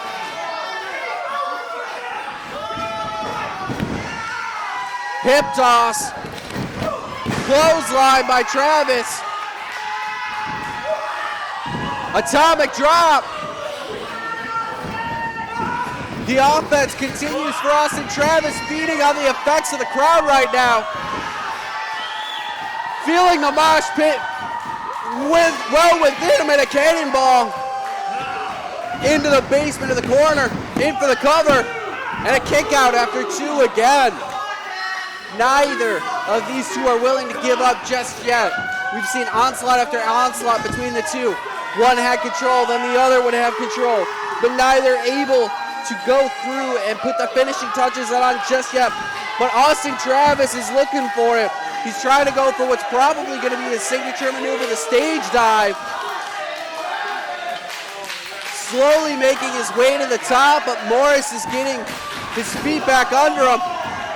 Knocks into the referee, which knocks into the ropes, and knocks Austin Travis down, taking a hit down to the lower end of the groin, probably. Up and down he takes Austin Travis. 2, 3. And saucy Josh Morris picks up the win with the A1 T-Bone.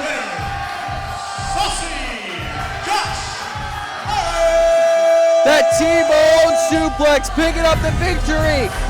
Dealing the sauce for saucy Josh Morris in his debut singles matchup, taking down the fellow debuting Mosh Pit prodigy, Austin Travis. It was a good fight put up by Travis. He had multiple times where he had the possibility of picking up the victory, just couldn't string it together enough to be able to keep Saucy Boy down. Saucy Man, excuse me. The saucy man, that is Josh Morris. And Morris able to pick up the pieces in just the right moments to be able to put the finishing touches on the Mosh Pit prodigy. But like I said, good showing though nonetheless. Excuse me. Between the two, trying to give indication that they deserve to be in that ring and in front of this crowd, and it definitely looks like they're trying to prove that. And I gotta say, I'm fairly convinced up to this point, and I would definitely like to see them back here, that's for sure, because I think there's a lot of heart and grit between these two, and a lot of fighting styles and charisma that can be showcased here at Super Shogun Wrestling. Saucy Boy Josh Morris after his match today. That's right, a big old W over the Mosh Pit prodigy Austin Travis. You brought the mosh power, but it was not strong enough to overcome his sauce, bruh. What you think about that? That was tight. It was tight. I went and smashed him like that. Ain't no thing for me, So, what's in the future for you? Oh, you know, I'm gonna keep on rising up the ladder here at Super Shogun Wrestling. So much so that it's gonna be called Saucy Shogun Wrestling. By this time next year, make a bet on it. Thank you. You're welcome. But now, ladies and gentlemen, now that the dinner has been cooked, the meal has been dressed with extra sauce, courtesy of Josh Morris, we are now looking to serve up our main event. In a bit of an unusual standing, our first ever 2-on-1 handicap match. Our champion versus champion match. The tag team champions, the Den, issuing out the challenge to fight against the Super Shogun Wrestling World Heavyweight Champion, Jacob Braun. We heard Braun earlier on the broadcast in preparation for this, the hubris he might have had in accepting the challenge, knowing that there's not something to lose, but he had lessons to give, to show the Den how true champions act, how true competitors act here at Super Shogun Wrestling. Because he does not believe they act in the full right in which they should as champions. But that is for Braun to teach the lesson tonight. And will the Den take down the champ as promised? Or will they find themselves in dire straits against the Super Shogun Heavyweight Champion Jacob Braun? I know the fight that Braun has and the capabilities that he has to be able to put up a strong contest against these two. But will it be too much? Will he actually be able to overcome the odds properly to pick up a victory and properly show the Den what it means to be champions?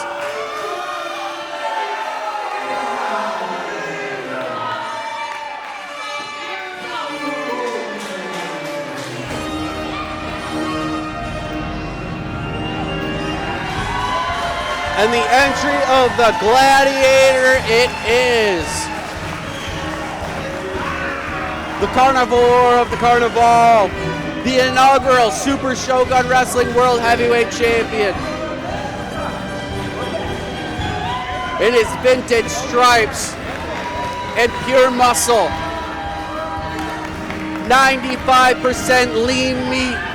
Boys and girls, you're looking at pure championship material. Sculpted out of 2-ton weights.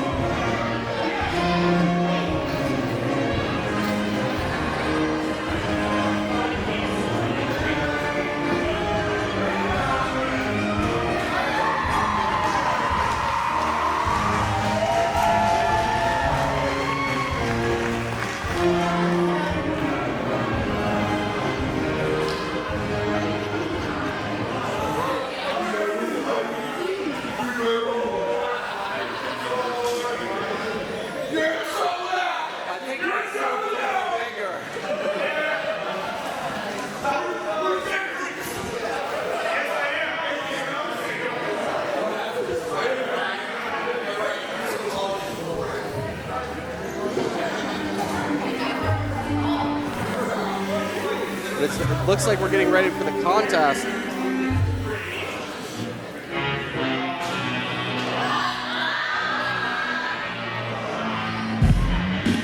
The music started playing and I was trying to figure out what was going on, and we got Eric Surge making his way out, hot off his triple threat win earlier this evening.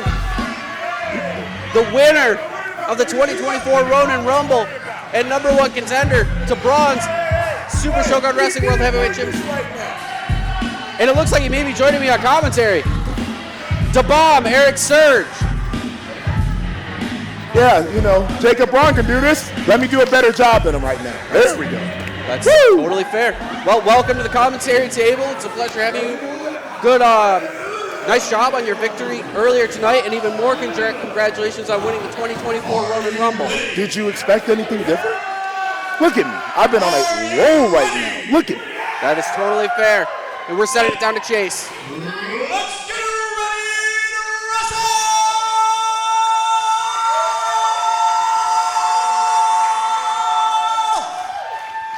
Welcome to the main event. The 2-on-1 handicap match scheduled for the 45-minute time limit. And from your CEO, Benjamin Brody, he has declared this a no-holds-barred, no-disqualification match. Oh, well, I know who my winner is. Definitely seems to feed more into the Den's prowess than it does Jacob Braun. Look, this is the problem with our champion. Our champion thinks he's big and bad. He can take on everybody. He can't. He's about to lose. And I'm going to be laughing when it happens. From the heights of Mount for the Demon of Me, Caesar Escher, and the Mighty Bojan. Together, they are the Den. That's my pick. That is my pick right there.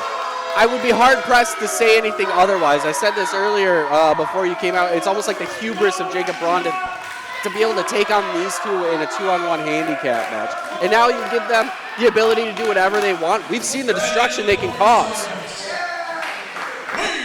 This is what happens when you listen to fans. 5 kilograms from the Detroit Carnivals. He is the high striker, the carnivore of the carnival, the king of the 3 rings, your beloved heavyweight champion of Super Shogun Wrestling, Jacob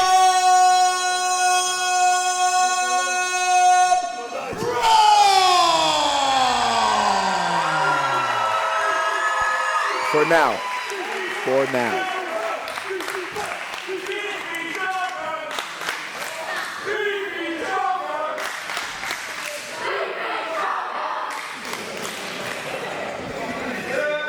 Right, leave him alone. Yep. Yeah, I was just saying, they're getting all cleaned up and set up. We've got some time in between when you're going to have your match with Jacob Braun for the title. Are you spending this time trying to just play mind games? Are you doing a lot of preparations in preparation for that match? Do you feel you need to do a lot? Hey, you can do that shit. I do that shit. Why do I need preparation? Look, everybody doubted me, saying that, he's our Super Shogun heavyweight champion. He's going to beat Eric Surge. Of course, he dropped the first match of the tournament. That's the problem. You do not doubt destiny. And destiny happened was, I'm the first man to pin him, and I'm also the first man to win the Ronin Rumble. I am the history maker. I can't actually argue with that in any way because you are making history with each one of these matches that you're competing in. I was talking about how earlier in the match, or earlier in the night in the triple threat match, there was a lot of history in that ring already with our first Graveyard Gauntlet winner, Red Tiger, and our first Ronin Rumble winner, Eric Surge in there. But now you're also adding in the fact that you were the first person to pin Jacob Braun, which actually I didn't even think about at the time. And it's a very good point at that notion. Now, questionable means that you came to the pin, but you are the first person to pin him. And there's no question about it. Look, I don't know what you're talking about. Nothing happened. He was down. I covered him. 1, 2, 3. And when it comes down to it, when you're looking at the record books, all that matters are the W's and the L's, and I completely understand that. Methodology does matter in the eyes of someone like Jacob Braun, and it looks like he's trying to prove that point to both the Den and to you moving forward. This is the problem. This is the problem. That's not fair. Why is that not fair? No, that's illegal. Why is that illegal? But he tripped him. So? Side Russian leg sweep. In for the cover on the Mighty Bojack. Kick out. Come on, bro.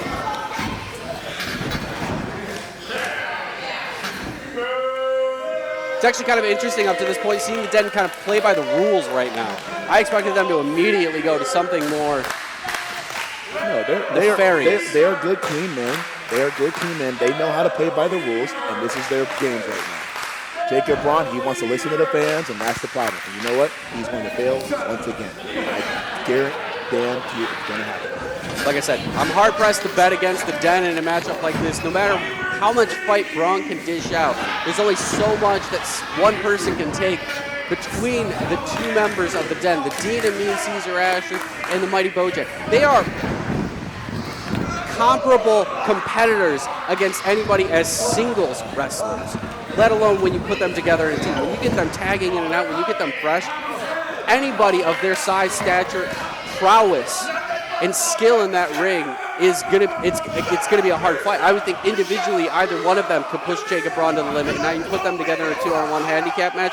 I think I do agree with you. The hubris is a little strong for Jacob Braun to take on the 2-on-1 handicap match. But he never goes in a situation like this without a plan, which is probably what he's banking on. We just haven't seen what that plan is yet. What plan is that? His plan to backfire. He wanted to be big macho man. Oh, I'm beefy boy.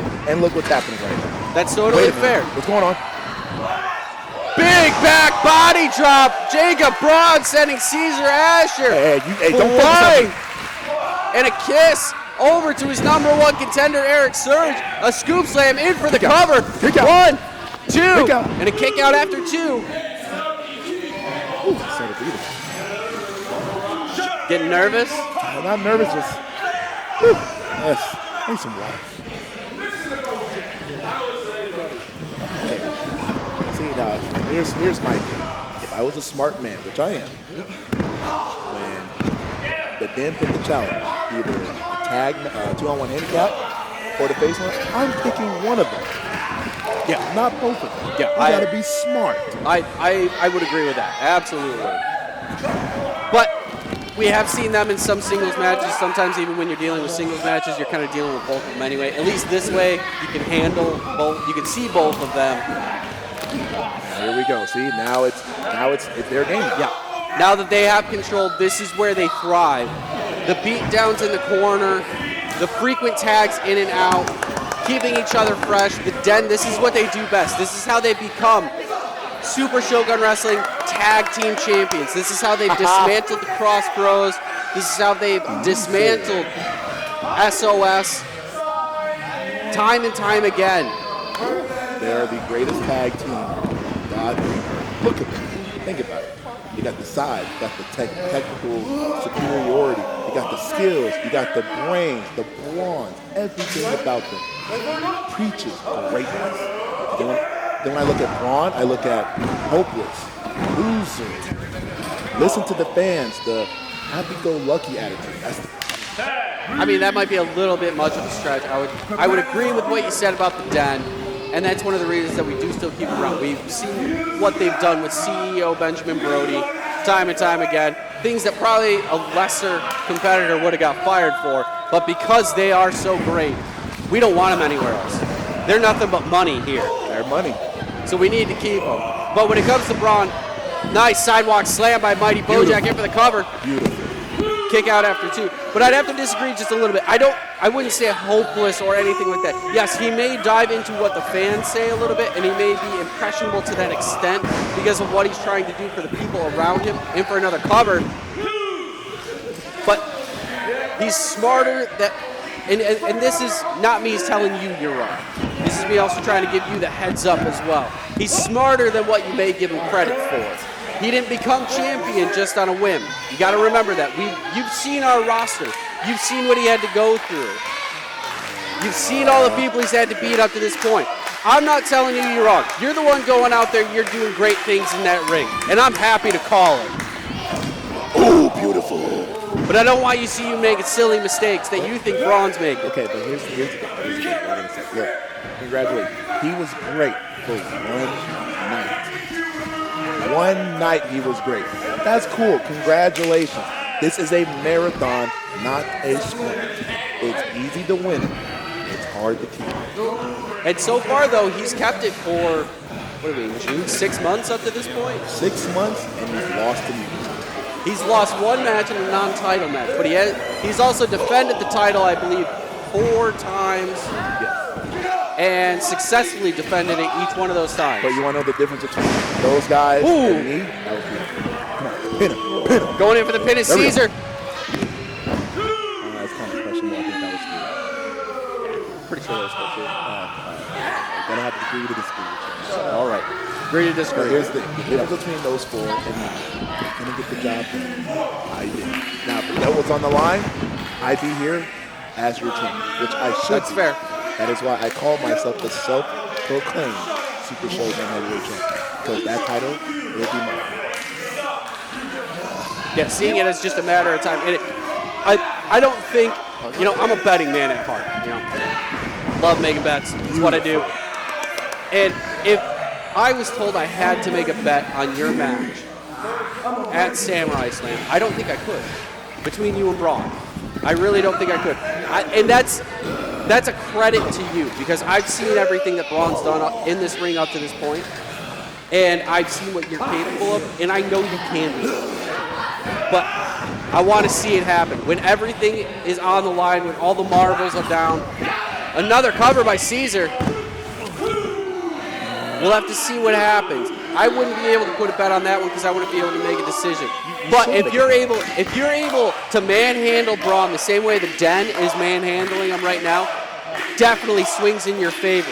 That's for sure. And I know with your size technical prowess, that almost mimics the Den to a certain extent, only with the lack of a tag team partner at the end of the day.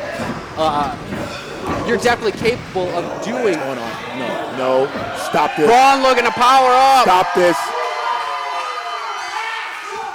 Hey, there's kids here. Little, sorry for the fruity language, everybody.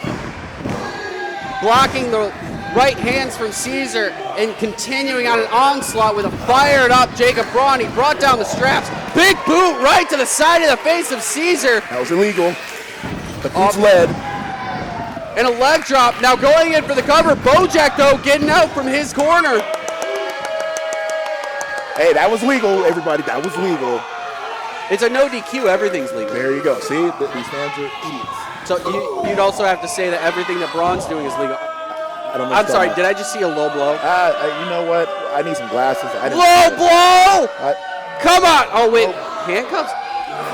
We've seen this before by the Den. Come on. Look at him. I told him before. You're gonna, hey, look, if he goes to Samurai Slam, not 100%. I will drag his carnival butt in that ring, and I will make that decision for the ref. That is actually a very interesting point that you bring up, and not something I had thought about to this point. Accepting a match like this really puts him at risk for injury more than anything, taking the attack of the Den collectively at the same time. And that could threaten his match with you and his championship moving forward. It's a dangerous situation to be in when you're going up against the Den in a 2-on-1 handicap match as a physical thing, because even if you pick up the win, you're not coming out without bumps and bruises. There you go. Bojack firing up now. Beautiful. I'm pretty sure the ring just shifted like an inch. That was beautiful. That's beautiful. That's my pick. Money right there. And now some added insult as you see Caesar was on the corner jaw-jacking against Jacob Braun. This is what the Den do most brilliantly. They attack you both physically and mentally. They're really good with the words that they use in the ring to either put your mental state in exactly the way they need it to manipulate you, to get you off your game. And they've done that up to this point. They've controlled Braun for probably at least 77 to about 76% of this match. More like 90. There was some time in there. I mean, we're still early in the match. We're about 10, 11 minutes into this match from the bell. And I'd say for a good solid 7 to 8 minutes, they've been in control. There was a few flurries by Braun. I'm not saying they were long-lasting flurries or controlling flurries, but they were flurries nonetheless. I'll give you credit. Yeah, here's a perfect example again. Braun's listening to the crowd again, and it's going to get him hurt. But it's getting him fired up to try to break out of this. It's more like stupidity to me. But re-wrenching it back in even tighter. Like I said, beautiful.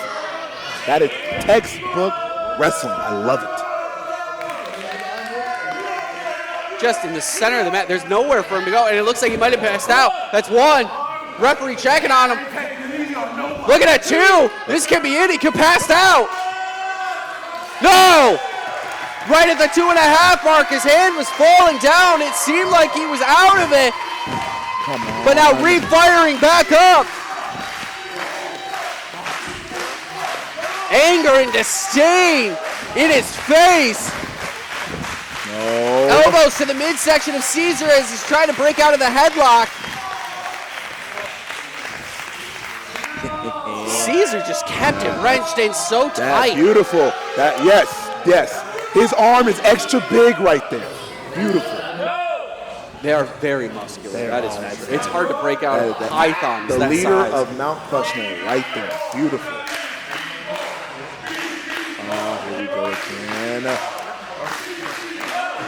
He's not ready to give up, but how much longer can he last like this? I mean, he's been deprived of oxygen for God knows how long up to this point. I told you, this is not a smart decision. Not a smart decision. But was it smart for Caesar to break the hold? I mean, he could have just kept it there. And now he misses the leg drop. Caesar.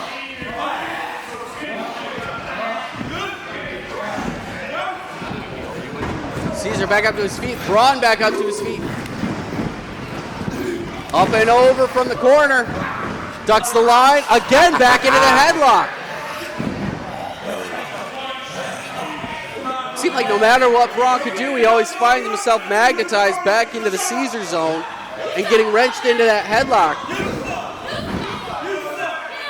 And a right hand right across what looked like the top of the skull.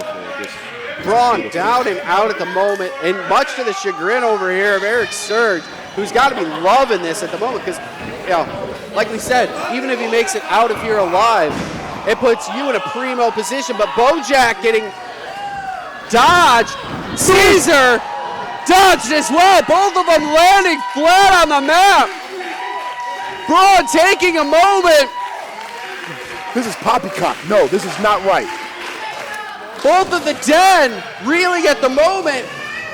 Braun back up to his feet. Bojack tries to go in for a hit, gets hit by a boot. Caesar now running in, also eats a boot. Now Braun running into the corner, splash into both of them. Double clothesline brings them both down. Braun refiring back up. Bojack back up, but he gets sent through the ropes. Yeah, get him, Caesar.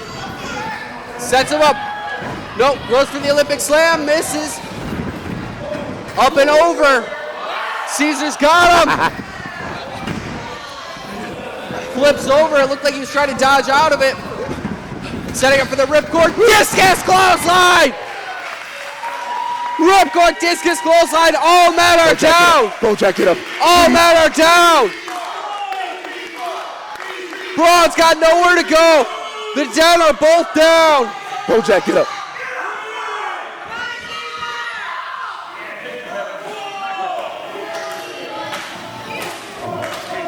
Referee's at a count of 5, but hang on now. Referee at a count of 6. Brody's making his way out. Brody's waiting. He just grabbed the tag rope. No. That's not fair. That is not fair. He's not in the match. And a tag. A tag was made to Brody. He's looking to get involved and put some damage onto the Den after the tussling they had in the Ronin Rumble. Scoop slam by Brody. Brody's the legal man in the match. Braun getting some respite. Brody dropping the elbow. In for the cover. 2. Kick out after 2 by Caesar. And now Brody setting his eyes on Bojack. Back elbow. Big boot right to the chest. There's no way. There's no way. Not with Brody's bad back. He can't do it. Beautiful. Yeah, beat him down. Beat him down. Be that old drunken man down. Clothesline by Bojack.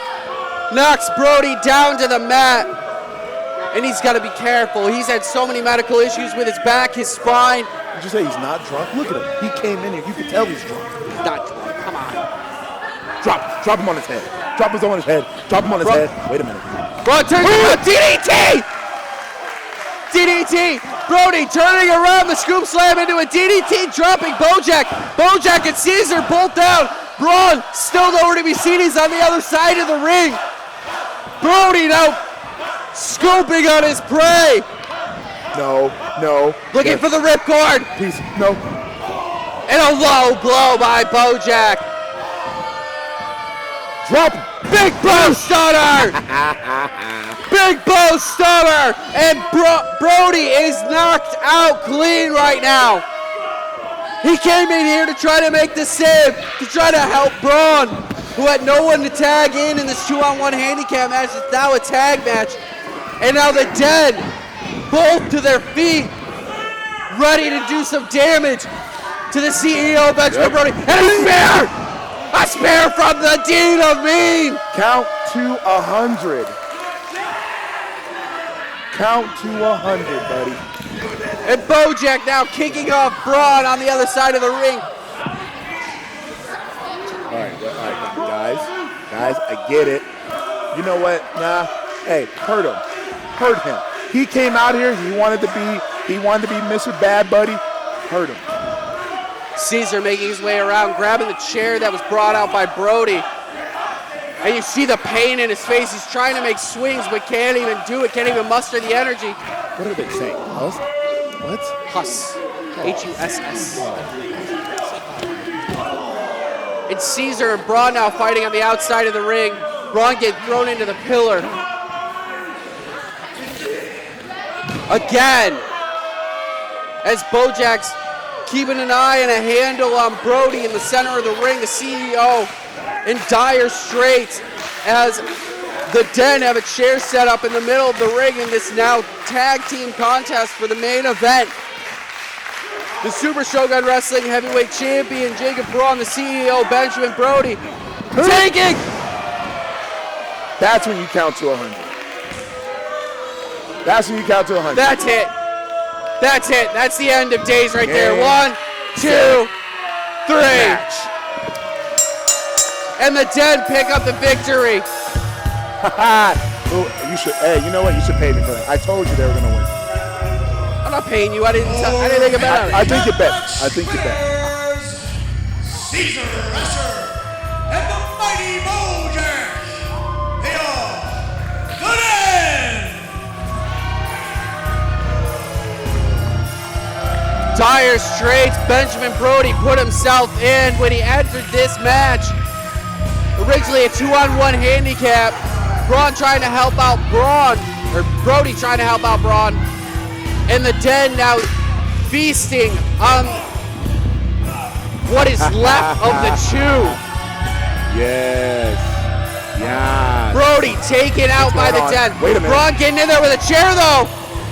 Getting the Den away from the CEO, Benjamin Brody. You know what? I think it's time for me to leave. Eric Surge, thank you for being on commentary. It looks like he's trying to run rampant like Braun did earlier. He's trying to take advantage of a distracted Jacob Braun.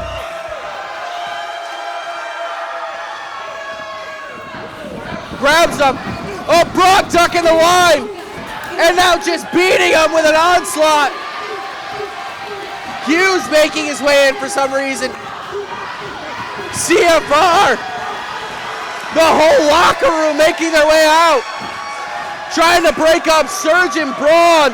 Trying to protect what may be the main event of Samurai Slam. Braun and Surge, but hang on, the Den running away with the CEO, Benjamin Brody. The Den running away with our CEO as the roster's holding back Jacob Braun and the #1 contender, Eric Surge. The bad blood between these two has been felt all evening, and it's culminating in this moment. Surge picking up a win in the triple threat earlier tonight after winning the Ronin Rumble last month. The #1 contender for the Super Shogun Wrestling World Heavyweight Championship that is currently held by the inaugural champion, Jacob Braun. Surge still trying to get in on the fray. These two are ready for a fight, but the roster as well as all management knows we got to save that fight for the main event of Samurai Slam. And there goes Jacob Braun through the ropes, taking out everybody. Taking out everybody. Pure dismay and panic by everybody at the moment. It is chaos on the outside of the ring. Again, breaking up the two.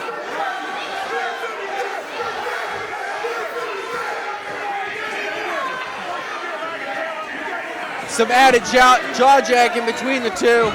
And in preparation for Samurai Slam, thank you very much all for you who joined us here at Dragon's Den Productions, Super Shogun Wrestling in West Branch, Michigan.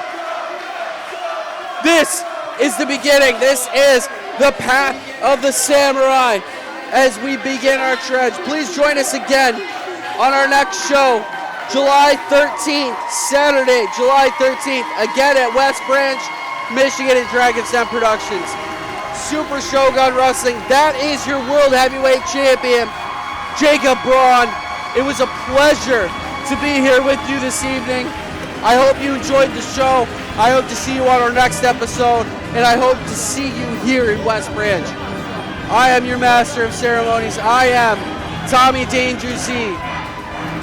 And on behalf of the entire production crew, everybody in the back, and hopefully our still alive CEO, Benjamin Brody, who was taken away by the den, the only way we'll know for sure as to what's going on is for you to tune in again.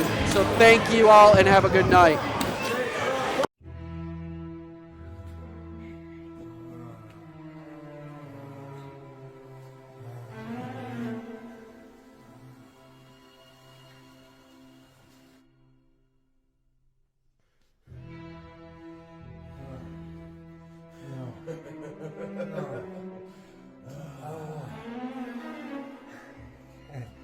I can't remember.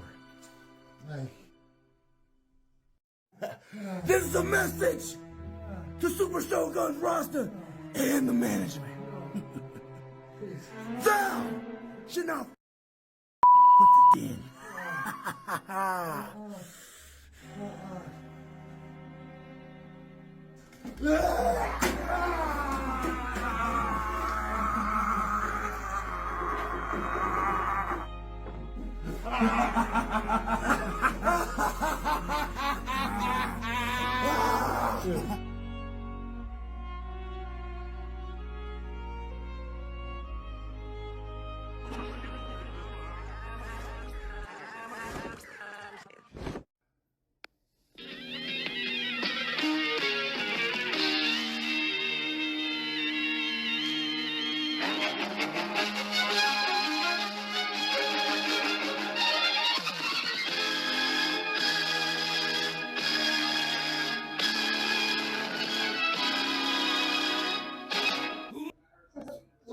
Video.